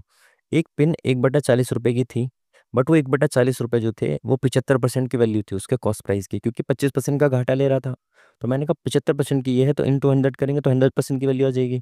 बट मुझे 20% मुनाफा चाहिए, तो मैं 120% की वैल्यू निकाल लेता हूँ कि 20% मुनाफे के बाद वो कितने की बिकेगा एक पिन, ठीक है। तो चलो अब इसको सॉल्व कर दो, 4 एकम 4, 4 तिया 12, 3 एकम 3, 3 दूनी 6, 3 पंजे 15। तो 1/25 रुपए की उसको एक पिन बेचनी है, ठीक है। एक पिन 1/25 रुपए की बेचेगा, तो 1 रुपए की कितनी पिन बेचेगा, ये 25 इधर चला जाएगा, तो 25 पिन बेचेगा 1 रुपए की। तो ऑप्शन नंबर 20 दी करेक्ट आंसर, ठीक है जी। चलिए नेक्स्ट क्वेश्चन। एक दूध वाले के पास दो कंटेनर है, पहले कंटेनर में 25% जल और शेष दूध है। तो पहला कंटेनर जो है भाई, उसमें ये दूसरे में क्या है, पहले आगे पढ़ लेते हैं। दूसरे कंटेनर में 50% जल और दूध है, 50-50%। प्रत्येक कंटेनर में कितना दूध मिलाए कि दूध से पानी का अनुपात इतना हो जाए। अच्छा, हर एक में वो कितना दूध मिलाए कि जो रेशियो वो ये हो जाए, ठीक है। पहले कंटेनर में क्या है, दोनों में दूध मिलाना है ना, दोनों में दूध मिलाना है और ओवरऑल उसको इतना चाहिए, तो एलिगेशन लगा देते हैं। पहले कंटेनर में 25% जल है, तो वाटर से मिल्क का रेशियो कितना है, अगर 25% एक जल है तो 3 वाटर होगा, है ना।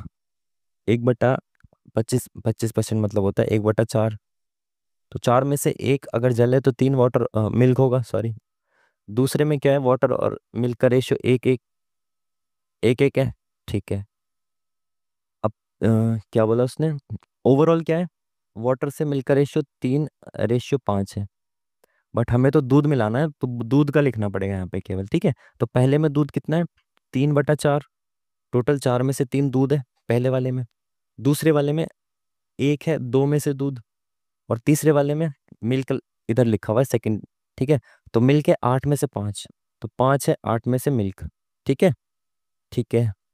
तो अगर मैं इनको सेम बना दूं, अभी फ्रैक्शन है ना, तो फ्रैक्शन को सेम बनाने के लिए मैं अगर इसमें से नीचे वाला ये काट दूं, तो 8 8 बनाना पड़ेगा, तो इंटू 8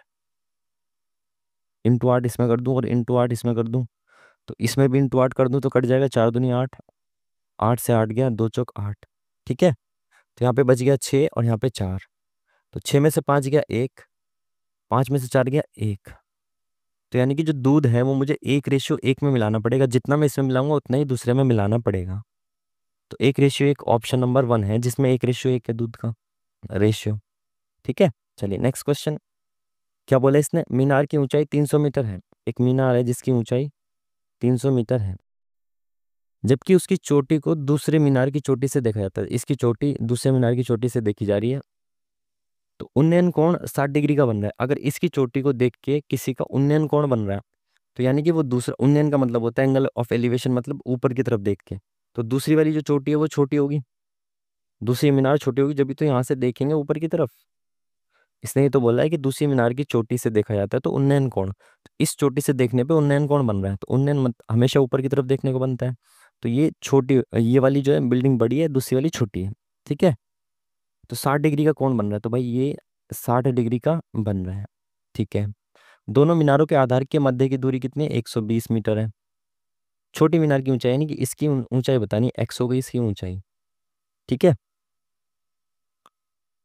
हम्म, इसकी ऊंचाई बतानी है, तो इसको एक्स क्यों मानो, इसको एक्स मान लेता हूँ ना मैं, इसको एक्स मान लेता हूँ। 300 में से इसको घटा दूं आ जाएगा, क्योंकि मैं यहाँ पे लगा रहा हूँ ना, ये 60 डिग्री दे रखा है मेरे को, तो लंब बटा आधार 10 60 बराबर कितना होता है? √3। और बराबर कितना दे रखा है? एक्स अपॉन में 120, है ना, लंब बटा आधार हो गया। तो एक्स की वैल्यू आ गई 120 √3, ठीक है, ठीक है। तो इस मीनार की लंबाई कितनी आ जाएगी? अगर इस पूरे की 300 है तो 300 में से अगर एक्स को घटा दूं, 300 में से अगर मैं माइनस कर दूं 120 √3, तो इसकी वैल्यू आ जाएगी।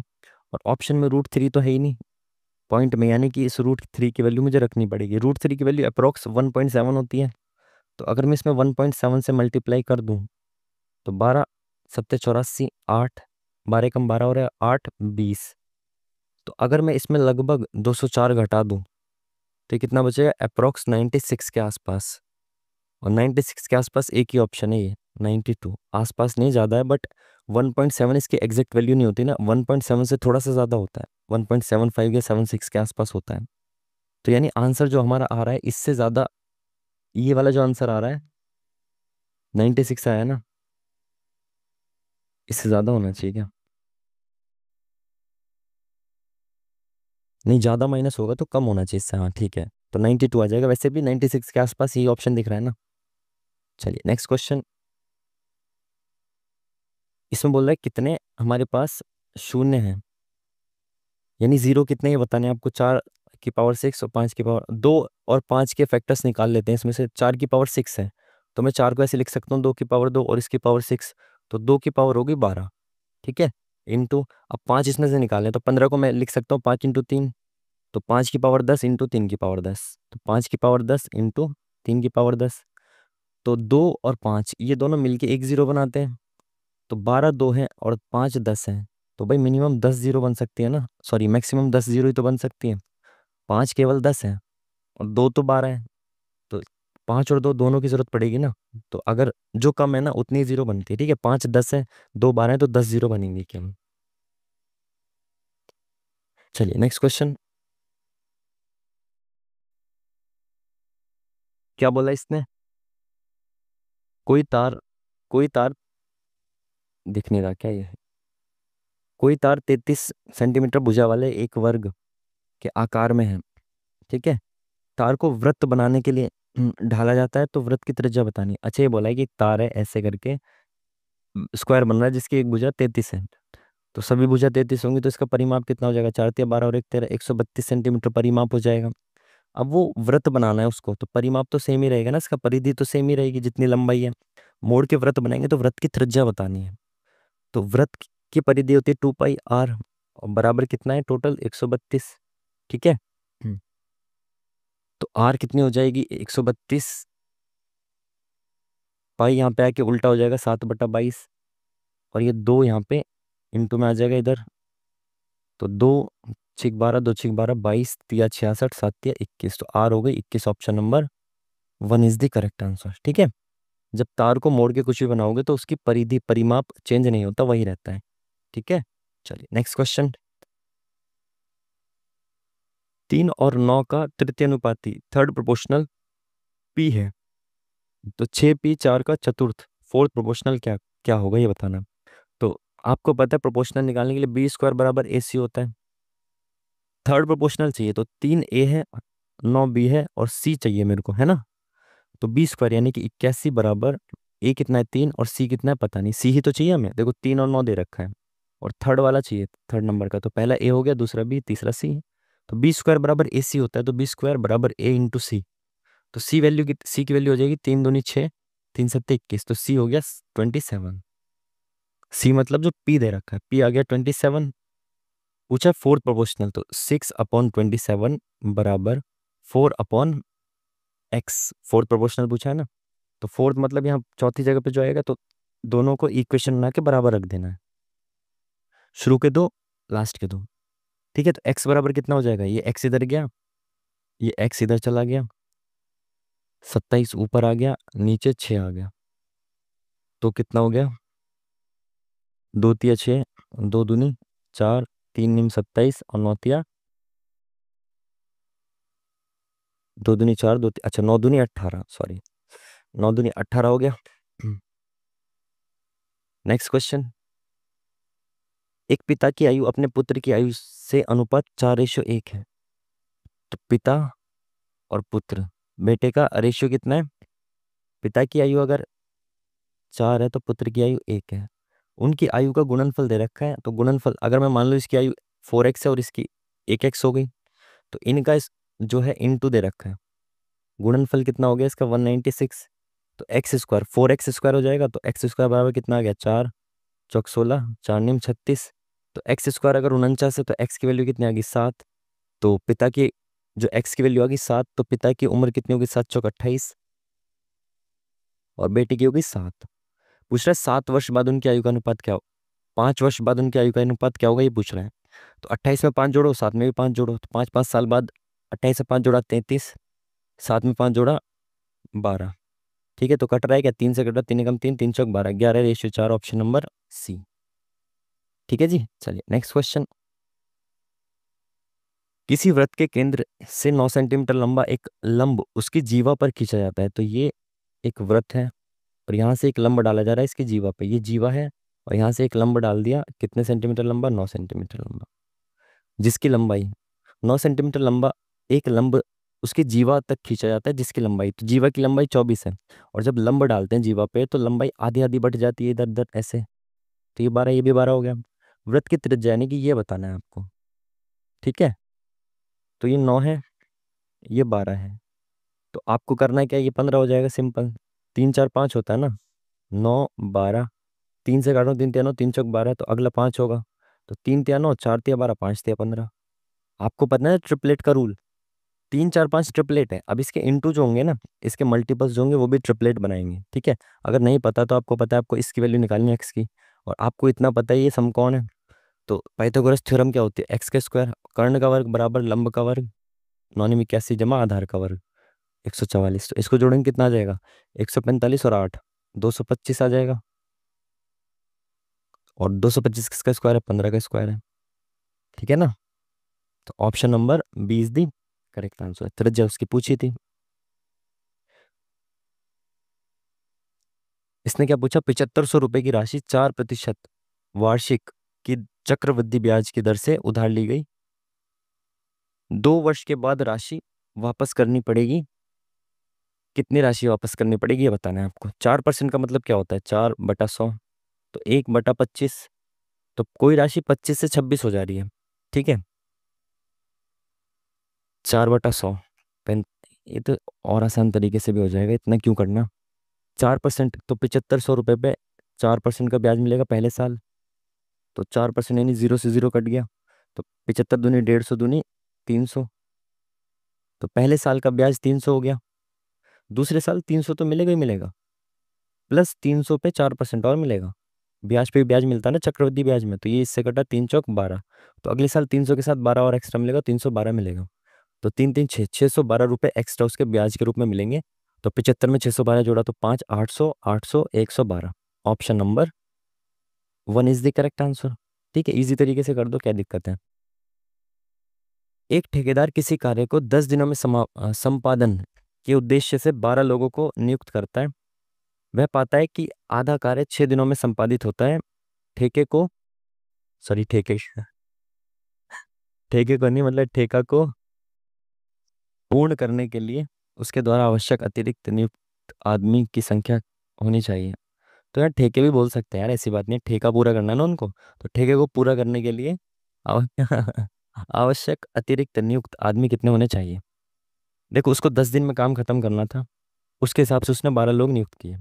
बट उसने पाया कि आधा काम 6 दिनों में पूरा हो रहा है। तो जो 12 लोग थे ना, ये 12 लोग 6 दिन तक काम करते हैं और आधा काम पूरा होता है। ठीक है। तो M1 × D1 अपॉन में वर्क W1 बराबर, अब जो आधा काम बचा हुआ आधा काम है ना, इसको करने के लिए मेरे को कितने आदमी चाहिए ताकि ठेका काम, जो ठेके का काम है ना वो पूरे, जो काम है ना जो ठेका दिया है वो 10 दिन का दिया है, 10 दिन में काम पूरा होना चाहिए, 6 दिन काम हो चुका है। तो 4 दिन तक काम चलेगा, और 4 दिन तक ये आधा काम कितने लोग पूरा करते हैं? X लोग पूरा करते हैं। समझ पाए बात को? 12 लोग थे, 6 दिन तक काम किया, आधा काम पूरा हो गया। अब आधा काम बचा है, 4 दिन बचे हैं, तो कितने लोग उसको पूरा करेंगे ये बताना है। तो 4 दिन में X लोग काम करेंगे और आधा काम पूरा कर देंगे, तो ये 1/2 से 1/2 खत्म। ये 4 इधर आ जाएगा नीचे, तो 4 × 3 = 12, 6 × 3 = 18। टोटल मेरे को 18 आदमी चाहिए 4 दिन में आधा काम पूरा करने के लिए इसी स्पीड से। ठीक है। तो उसने कहा उसके द्वारा आवश्यक अतिरिक्त नियुक्त आदमी कितने होने चाहिए? 12 लोग ऑलरेडी उसके पास हैं, 18 लोग काम पूरा कर देंगे, तो 6 लोग और उसको चाहिए। तो option number D is the correct answer. ठीक है जी, चलिए नेक्स्ट क्वेश्चन। यदि धन पूर्णांक n को 7 से विभाजित किया जाता है तो शेषफल 2 प्राप्त होता है। विकल्पों में से किस संख्या को 7 से विभाजित करने पर शेषफल 0 प्राप्त होगा? 7 से विभाजित कर रहे हैं तो 2 बच रहे हैं, तो n में 5 जोड़ दो, हो जाएगा बिल्कुल सही। भाई कोई संख्या है जिसमें 2 बच रहा है 7 से विभाजित करने पे, तो इसमें वो चीज़ जोड़ दो ना जो 7 से पूरा विभाजित कर दे, तो 5 और 2 7 हो जाएगा। सिंपल है ना। 5 जोड़ देंगे तो 7 से कट जाएगा ना पूरा, क्योंकि 2 तो शेषफल है, और 2 और 5 7 हो जाएगा, तो वो पूरा 7 कट जाएगा। चलिए नेक्स्ट क्वेश्चन। क्या बोल रही है? दो त्रिभुज समरूप है और उनके एरिया का रेशियो दे रखा है। उनके एरिया का रेशियो ये दे रखा है, और हमेशा आपको, शायद कल भी मॉक था तभी मैंने आपको बताया, तो एरिया का रेशियो जो होता है वो साइड के रेशियो के स्क्वायर के बराबर होता है। तो जो स्क्वायर है, ये 2 का स्क्वायर है ऊपर, और नीचे 3 का स्क्वायर है, तो इनकी जो साइड्स होंगी ना वो इस रेशियो में होगी। एरिया का स्क्वायर, इस एरिया का रेशियो जो होता है उनके साइड के स्क्वायर के रेशियो के बराबर होता है। ठीक है। तो इसने बोला ए सी इतना है, ए बी इतना है, और बी सी इतना है, तो पी आर कितना होगा? तो ए बी सी में पी आर कहाँ पे है? पी आर ये है, पी और आर, है ना। तो ए और सी से देखना पड़ेगा इसका रेशियो। तो ए और सी कितना है? 12 है। अगर ए और सी 12 है, तो पी और आर कितना होना चाहिए? इंटू 6, तो 3×6 = 18, 18 होना चाहिए। Option number D. 2:3 के हिसाब से तो होगा ये। ए बी कितना है? 18 पूछा गया इसने, पी आर पूछा है ना, तो ठीक है। ए सी 12 दे रखा है, ठीक है। Option number D is the correct answer. Next question. Alpha beta आ गए भाई साहब। अल्फा बीटा, गामा साहब यहाँ नहीं है। अल्फा और बीटा इस इक्वेशन के मूल हैं। ठीक है। तो 1/α + 1/बीटा का मान बताना है आपको। ठीक है। तो अल्फा बीटा 1 ये अगर मैं देखूँ इसको प्लस करें तो कितना आएगा? देखो, ये क्रॉस मल्टीप्लाई कर दो ऊपर नीचे की और नीचे नीचे की, तो बीटा प्लस अल्फा अपॉन में अल्फा इंटू बीटा। ठीक है। तो अब मुझे ये पता होना चाहिए कि अल्फा प्लस बीटा क्या होता है। तो अल्फा प्लस बीटा होता है हमारा -b/a, और अल्फा इंटू बीटा होता है हमारा c/a। अब ए बी सी क्या होता है आपको पता है? जो इक्वेशन लिखी जाती है वो लिखी जाती है ax² प्लस bx प्लस सी की फॉर्म में बराबर 0। ठीक है। तो यहाँ पे 11x इधर आ जाएगा, तो माइनस का 11x हो जाएगा, और प्लस का 2 बराबर 0 हो जाएगा। ठीक है। तो अल्फा प्लस बीटा -b/a, तो माइनस बी क्या है? -11 अपॉन में ए क्या है? 7। तो ये कितना हो गया? 11/7। तो अल्फा प्लस बीटा आ गया हमारा 11/7। ठीक है। अपॉन में अल्फा इंटू बीटा होता है c/a, तो c कितना है हमारे पास? 2, 2 अपॉन में 7, ए हो गया 7, 2 अपॉन में 7, 7 से 7 गया 11/2। Option number 1 is the correct answer. ठीक है जी, चलिए नेक्स्ट क्वेश्चन देखेंगे। 22वां। रीजनिंग के शुरू के क्वेश्चंस थोड़े से अच्छे लेवल के थे, बाकी तो ये हलवा सवाल दे रखे हैं ना मैथ्स में, तो टाइम भी काफ़ी है अभी तो। एक दुकानदार किसी वस्तु का मूल्य उसके क्रय मूल्य से 20% अधिक अंकित करता है। यदि वह 312 रुपए के बिल पर इतने रुपए की छूट देता है तो उसको प्रतिशत लाभ हुआ। वस्तु का मूल्य उसके कॉस्ट प्राइस से 20% अधिक अंकित करता है और 312 रुपए के मूल्य पर इतने की छूट दे रहा है। यानी कि जो 312 का मूल्य है ये कॉस्ट प्राइस का 20% ज़्यादा, यानी कि 120% है ना। 312 क्या है, ये मार्क प्राइस है, इसी पे तो छूट दे रहा है। तो उसने बोला मार्क प्राइस जो कॉस्ट प्राइस से 20% ज़्यादा होता है। तो हमने कहा 312 जो है ये कॉस्ट प्राइस का 120% है। तो 120% की वैल्यू है तो 100% की वैल्यू निकालेंगे, इंटू 100 कर देंगे, है ना। 120% की वैल्यू 312, तो 1% की वैल्यू 312 अपन में 120, 100% की वैल्यू इंटू 100। ठीक है, 20 पंजे 100, 20 × 120, 6 पंजे 30, 6 दूनी 12, ठीक है, 5 दूनी 10, 5 पंजे 25 और 1 26। तो 260 रुपये उसका कॉस्ट प्राइस हो गया।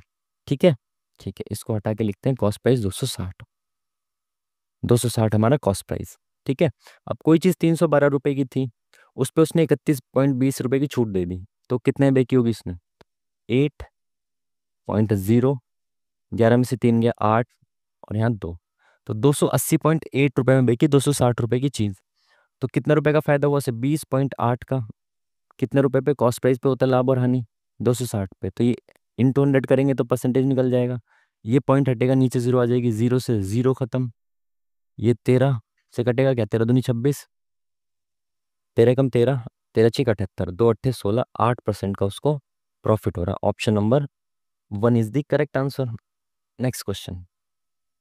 एक ठोस धात्विक लंबवृत्तीय बेलन का व्यास इतने सेंटीमीटर है और ऊंचाई इतने सेंटीमीटर है, इसे पिघलाकर ठोस गोला बनाया जाता है। तो गोले की त्रिज्या बतानी है। तो भाई बेलन को पिघला के गोला बनाएंगे तो क्या होगा? दोनों का वॉल्यूम तो सेम ही रहेगा ना, पिघला के बनाएंगे तो वॉल्यूम सेम ही रहता है। ठीक है, तो यानी कि इसका वॉल्यूम πr²h, बेलन का वॉल्यूम, सिलेंडर का वॉल्यूम बराबर होगा स्पेयर के वॉल्यूम के, गोले के वॉल्यूम के। गोले का वॉल्यूम क्या होता है? 4/3 πr³। तो पाई से तो पहले पाई कट जाएगा। अब r² कितना है यहाँ पे? 32 है इसका व्यास, तो r कितना हो जाएगा? 16 × 16 इंटू ऊंचाई है 9 बराबर 4/3 r³। तो ये 3 इधर आ जाएगा इंटू में, और 4 नीचे आ जाएगा। ठीक है, तो 4 × 4 = 16, ये कट गया यहाँ से, तो r³ ये आ गया। देखो 16 × 4 = 64 इंटू 9 × 3 = 27। 64 किसका क्यूब है? 4 का, और 27 किसका क्यूब है? 3 का। तो 4 × 3 = 12, रेडियस हो जाएगी 12। ठीक है ना। चलिए नेक्स्ट क्वेश्चन, इसको सॉल्व करना है तो लिख लेते हैं इसको। पहले आपको पता है बोर्ड मास से सॉल्व करेंगे आप इसको। तो बोर्ड मास का नियम क्या कहता है कि सबसे पहले आपको ऑफ को सॉल्व करना है, फिर आपको डिवाइड, और फिर इंटू प्लस माइनस। ठीक है, तो इंटू को सॉल्व करें, इसको डिवाइड को पहले इसको ऑफ को पहले सॉल्व करेंगे तो 42 × 6 हो जाएगा, तो 36। यहाँ तो इसी कलर से लिख लेते हैं ना, तो ये हो जाएगा 36/42 × 6, है ना। पहले इंटू कर दिया हमने, फिर डिवाइड कर रहे हैं। इंटू 7 प्लस 24 इंटू 6/18, तो 6/18 1/3 हो जाएगा, 6 × 6 = 18 प्लस 3 डिवाइडेड बाय 2 में से 6 गया, कितना बचा? -4 माइनस माइनस कितना यहाँ पे क्या है? 4, 3 दूनी 6, 6 × 4 = 10, 10/8, है ना। ये देखो कलर बदल के दिखा देते हैं, यहाँ पे ये 3 दूनी 6 हो जाएगा, 6 × 4 = 10 हो जाएगा, 10/8 हो जाएगा। ठीक है, ठीक है, अपॉन में ये क्या? 21 डिवाइडेड बाय 3/7, कलर बदलना पड़ रहा है। 21, अभी अगेन पहले ऑफ सॉल्व हो जाएगा, तो 7 × 21, 21 21, ये नीचे एक आएगा तो काम ही खत्म। चेक ही मत करो अब इसको कुछ। चलिए 6 × 6 = 36, 6 × 6 = 6 × 7 = 42, 7 से 7 गया, बिल्कुल एक बचा यहाँ पे प्लस, एक बचने के बाद 3 × 3 = 3, 3 × 8 = 24, यहाँ पे 8 बचा। ये माइनस का है, ठीक है, माइनस का 3/4 हो गया ये माइनस का 2 पंजे 10, 2 चौक 8, माइनस का 5/4 हो गया। ठीक है, तो ये 5 3 8/4, तो 8 और 1 9, 9 माइनस 8/4। ठीक है, तो 8/4 हो गया, तो ये 4 × 4 = 4 दूनी 8, तो 7 में से 9 में से 2 गया 7। Option number sorry, option number D is the correct answer. ठीक है जी। चलिए, क्या बोला इसने? क्या बोला कि एक राशि को 2 वर्ष में इतने रुपए और 3.5 वर्ष में इतने रुपए हो जाती है। साधारण, गला खराब हो गया यार। साधारण ब्याज साधारण ब्याज की रेट बताने हैं आपको, ठीक है। तो इसने बोला है 2 वर्ष में इतना हो गया, 3.5 वर्ष में इतना हो गया। तो भाई अगर हम इसका गैप देखें, 2 वर्ष में इतना था, अगले 1.5 साल में कितना बढ़ गया है? तो 873 में से 756 घटाऊं तो कितना बचेगा? 7। 13 में से 6 गया 7, 6 में से 5 गया 1, 1, तो 117 रुपये जो हैं ये 1.5 साल में बढ़े हैं। 1.5 साल में बढ़े हैं। तो 1 साल में कितने बढ़ेंगे? ×1, ठीक है ना। 1.5 साल में इतने बढ़े हैं तो 1 साल में कितने बढ़ेंगे? अपॉन में 1.5। तो ये कितना हो जाएगा? ऊपर एक जीरो बढ़ा दो।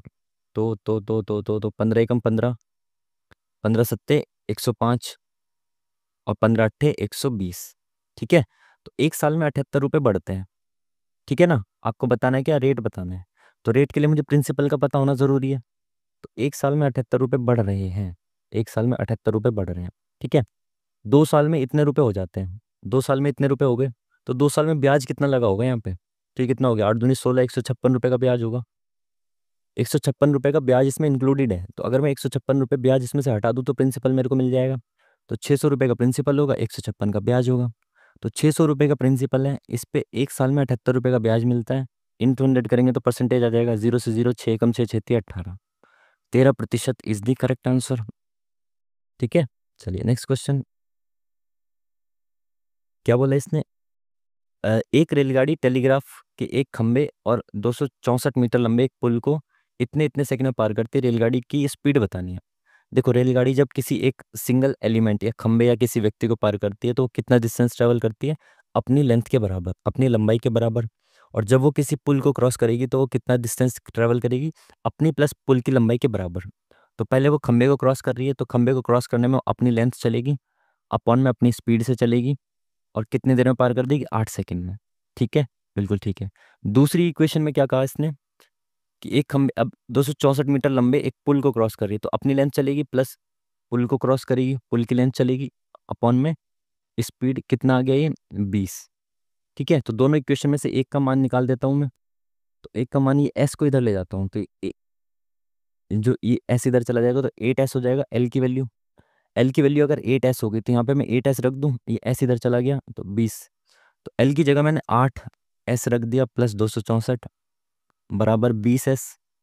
ये 8s इधर चला गया तो 12s बचा, और ये 12 इधर आ जाएगा डिवाइड में, तो 12 दूनी 24, 12 दूनी 24, तो एस की वैल्यू आ गई 22, ठीक है। स्पीड कितनी आ गई? 22 आ गई। और स्पीड ही बतानी है आपको तो 22 मीटर प्रति सेकंड में आएगी। आपको किलोमीटर प्रति घंटा में बतानी है तो 22 मीटर प्रति सेकंड है। छोटे से बड़े पे जाएंगे तो 18/5 से मल्टीप्लाई करेंगे, ठीक है।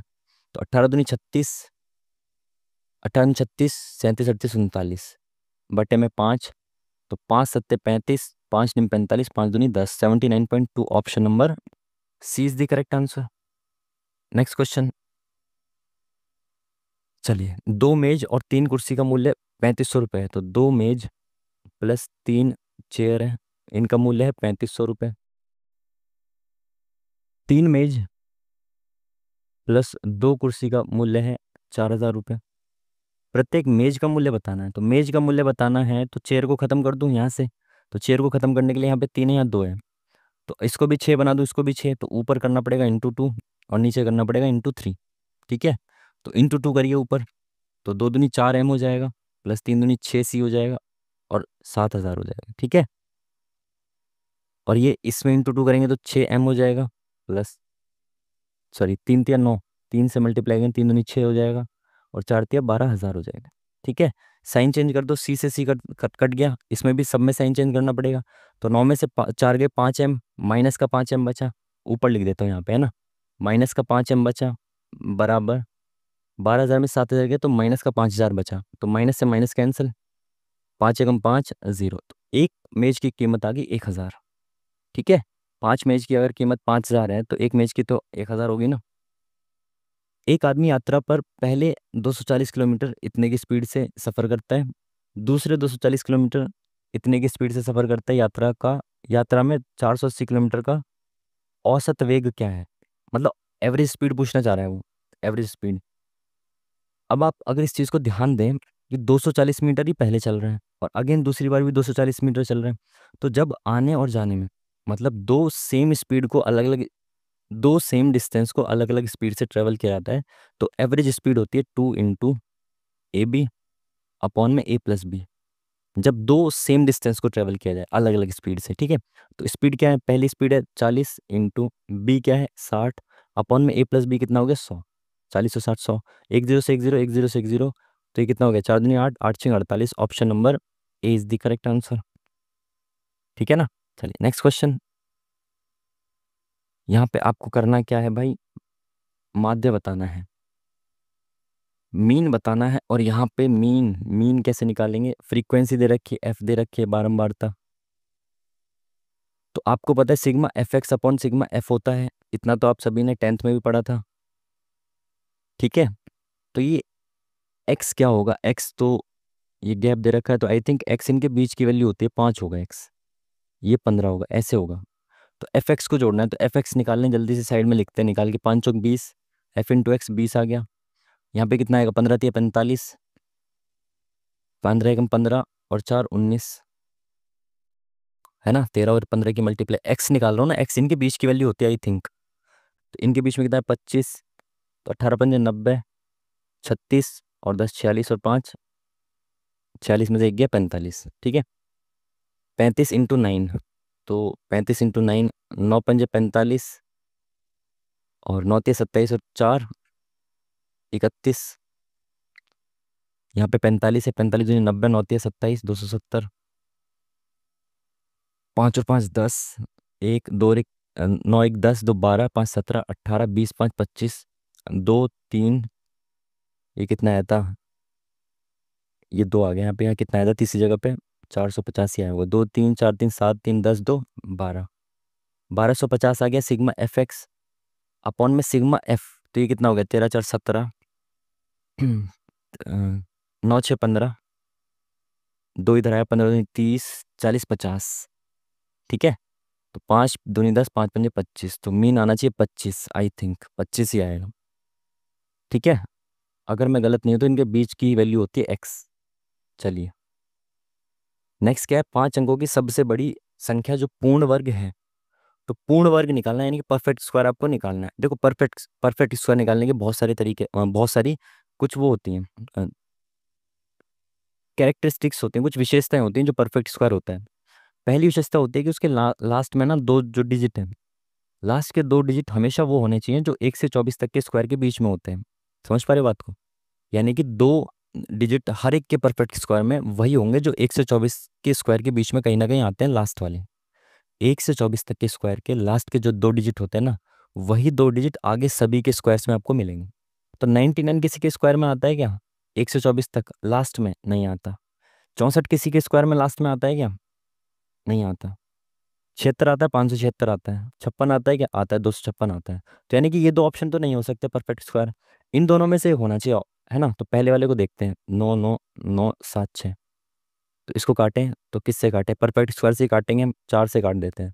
4 दूनी 8, 4 चौक 4, 4 चौक 16, 3 4 निम 36, 3 4 निम 36, 4 चौक 16।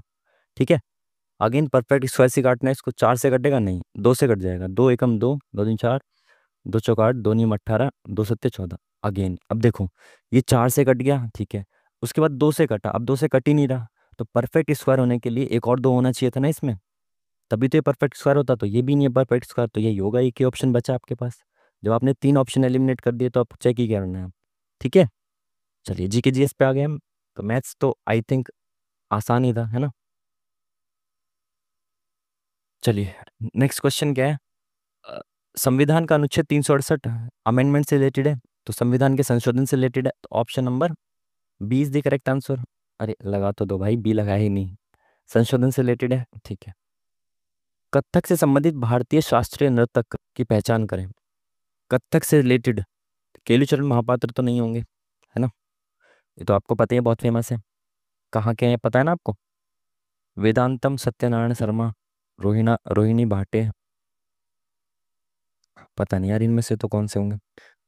किस कंपनी का अंतरिक्ष यान ब्लू घोस्ट मिशन एक चंद्रमा पर सफलतापूर्वक उतरा है। यार ये भी करंट अफेयर क्वेश्चन है, पता नहीं। 1929 की महामंदी इनमें से किस क्षेत्र में हुई थी। अमेरिका की महामंदी बहुत फेमस है 29 की। एक पिंड का पृथ्वी पर द्रव्यमान 6 किलोग्राम है, तो इसके द्रव्यमान को चंद्रमा पर मापा जाए तो कितना होगा? आपको पता है चंद्रमा पर जाके 1/6 हो जाता है वजन। किसी का भी वेट जो है ना चंद्रमा पर जाके 1/6 हो जाता है, तो आई थिंक 1/6 यानी कि 1 किलोग्राम होना चाहिए। ठीक है, चलिए। पुस्तक तहकीक माँ लिल हिंद किसने लिखी है? ये कौन सी पुस्तक आ गई भाई मार्केट में? नहीं, मसूदी इब्न बतूता अल बुरूनी। अल बुरूनी ने तो तहकीक हिंद लिखी थी ना, उसी का नाम है क्या पूरा? तो शायद अल बुरूनी हो आंसर। गोदावरी नदी अरब सागर से 80 किलोमीटर दूर इतनी ऊंचाई पर स्थित देश से निकलती है।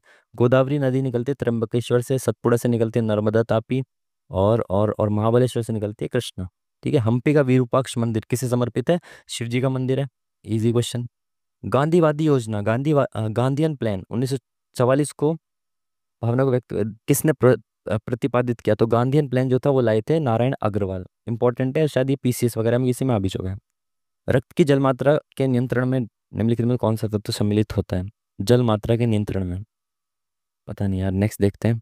संविधान में मौलिक कर्तव्य शामिल किए जाने की सिफारिश किसने की थी? स्वर्ण सिंह समिति ने की थी, सबको पता है।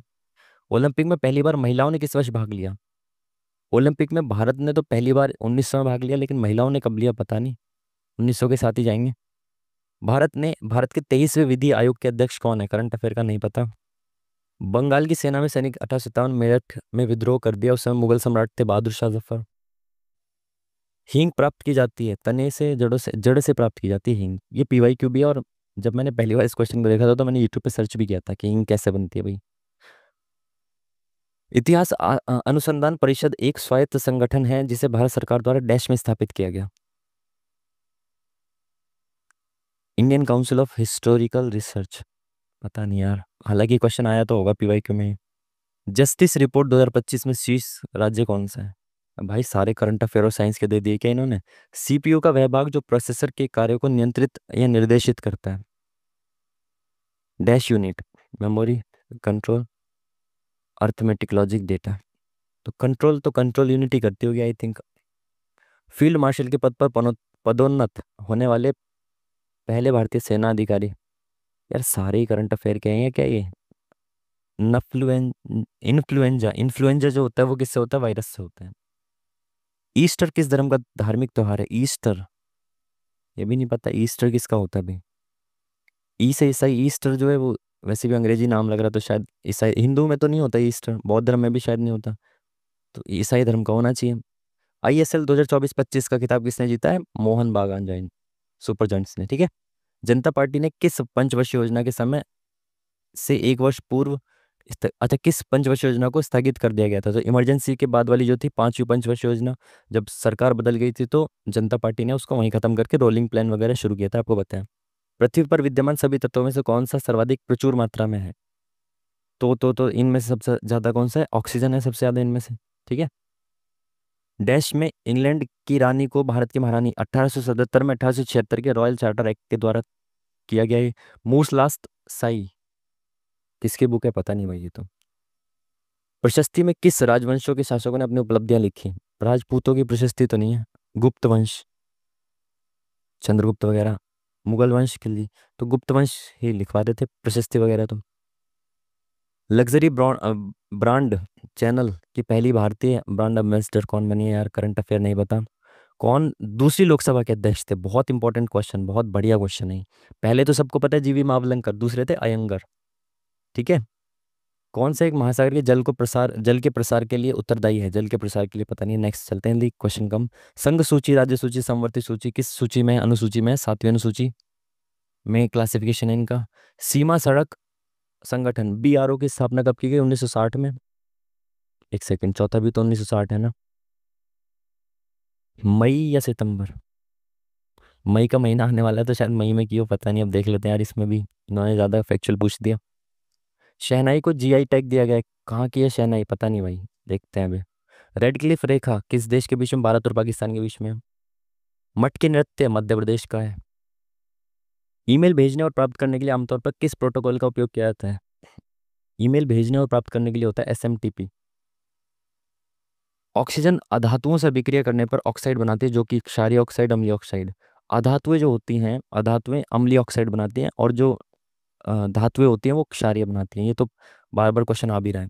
आरबीआई के कार्य क्षेत्र के अधीन नहीं है।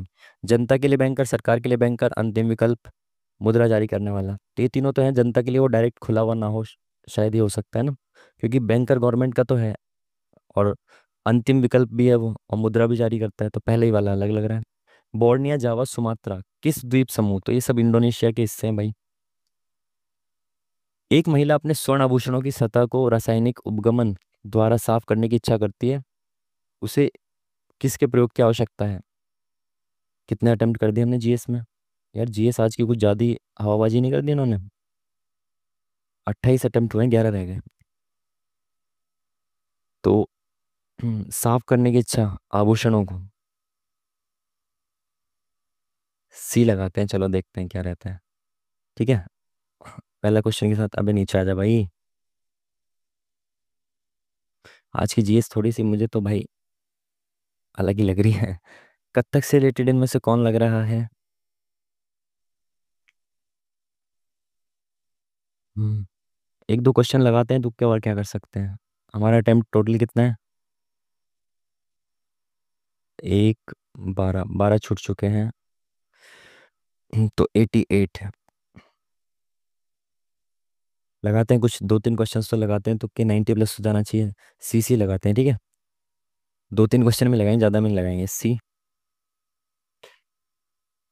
13 का विधि आयोग के अध्यक्ष, सी लगा देते हैं अब, सोचने का समय नहीं है।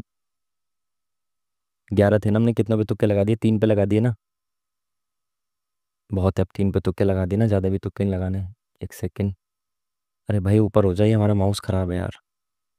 30, 30 रीजनिंग के हो गए, 1, 8, 9, पर 90 प्लस चला गया ना, 91 ठीक है। क्योंकि जी रीजनिंग इसकी अच्छे खासे लेवल की थी, आज बहुत सारा टाइम हमारा रीजनिंग में भी चला गया था। और जी के जीएस में तो आज बहुत सारे रैंडम क्वेश्चन भी इन्होंने पूछे हुए हैं। तो इतना ही काफ़ी है, नेगेटिव में जाने से बचेंगे। सबमिट करते हैं ना, 1 मिनट पहले सबमिट करते हैं, देखते हैं क्या रहता है। रिजल्ट व्यू करें इसका। बाकी आज का पेपर का लेवल अच्छा था यार। जी के जीएस के भी, करंट अफेयर वगैरह के ज़्यादा क्वेश्चंस थे, और रीजनिंग भी अच्छे दे रखे थे। शुरुआत में जो लॉजिक दे दिया ना आपको फंसाने के लिए, तो उसमें आप फंस के ना टाइम खराब कर सकते थे। 6 क्वेश्चंस गलत हुए हैं आज हमारे। तो भाई ये है हमारा फाइनल, 83.02 मार्क्स। ठीक है, रैंक फिर भी अच्छी आई है इसमें, 10,000 बच्चों में से रैंक अच्छी आई है।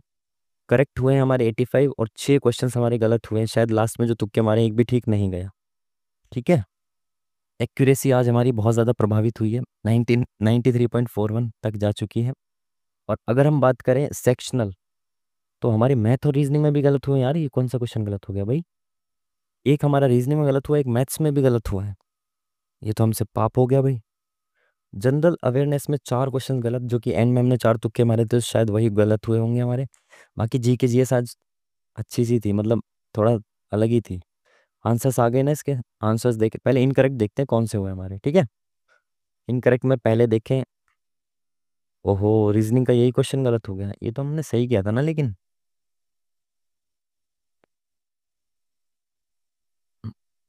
आगे पीछे को इंटू करके डिवाइडेड बाय 4।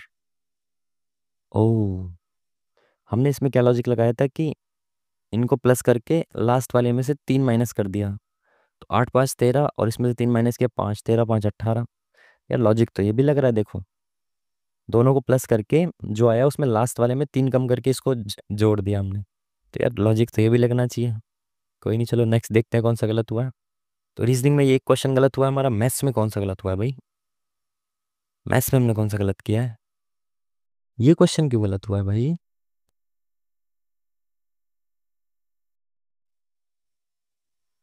PR,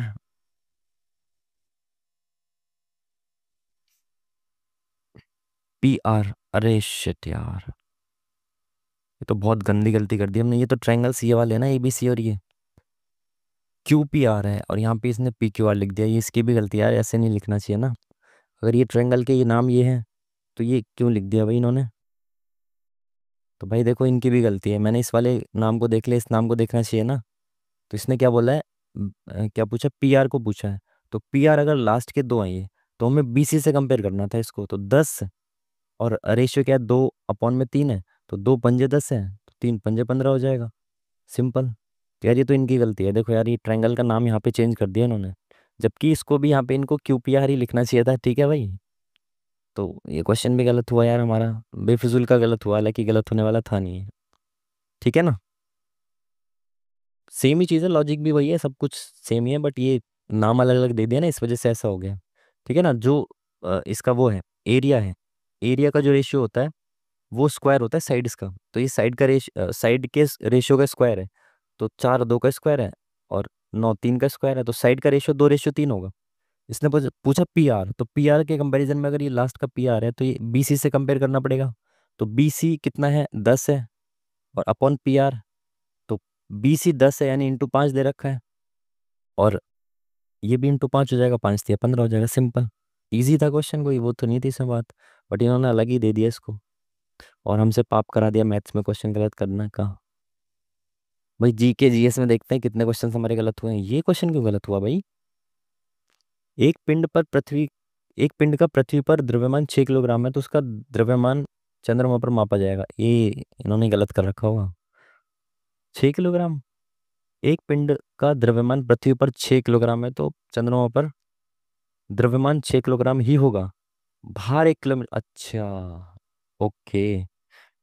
इन्होंने बताया है और हमारी जानकारी को दुरुस्त किया है कि द्रव्यमान तो उतना ही रहेगा, सेम। ठीक है। वेट जो है वो वेट कम हो जाता है, 1/6 हो जाता है वेट उसका। ठीक है ना। तो ये चीज तो भाई आपको नोट्स में ऐड करनी चाहिए, ठीक है। नेक्स्ट देखें, ये वाला क्वेश्चन हमारा गलत हुआ था। रक्त की जल मात्रा को नियंत्रण में, ये तो हमने तुक्का मारा था, सूखा तुक्का मारा था ये तो, सी पे। तो ये गलत हुआ हमारा, तुक्का कोई सही नहीं गया लग रहा है सी का। ये भी हमने लास्ट में सी तुक्का मारा था, ये भी सही नहीं गया। कम ऑन, एक भी सही नहीं गया। ये भी सी तुक्का मारा था, ये भी गलत गया। वाह। ये होता है कई बार, तो सारे सी वाले सही चले जाते हैं, और कई बार। तो ये थे हमारे रॉन्ग क्वेश्चंस, जिनके सही आंसर आप देख लो। बाकी कुछ बच्चे बोलते हैं जो हमने स्किप किया है ना, उनके भी आंसर हमको दिखाने चाहिए। तो हम उसको देखते हैं भाई, जो हमने स्किप किया उनके आंसर्स आप देख लो अभी, ठीक है।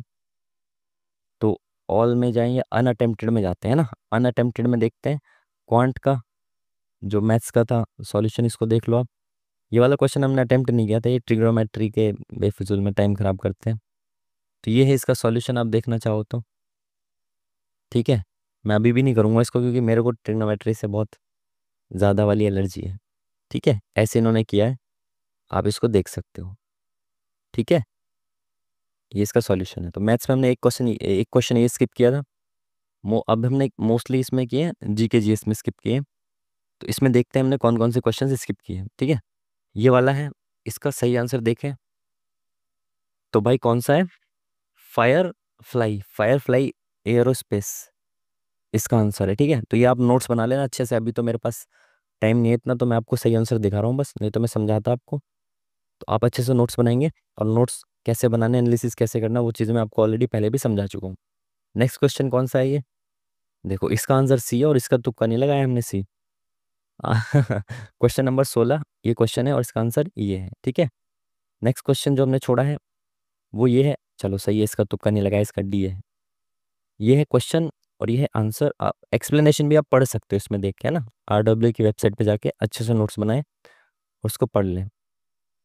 फील्ड मार्शल के पद पर पदोन्नत होने वाले पहले भारतीय सेना अधिकारी कौन है भाई, देख लो, नाम पढ़ लो, और अच्छे से नोट्स में लिख लेना। अरे भाई कहाँ चला गया, ये क्या हो गया।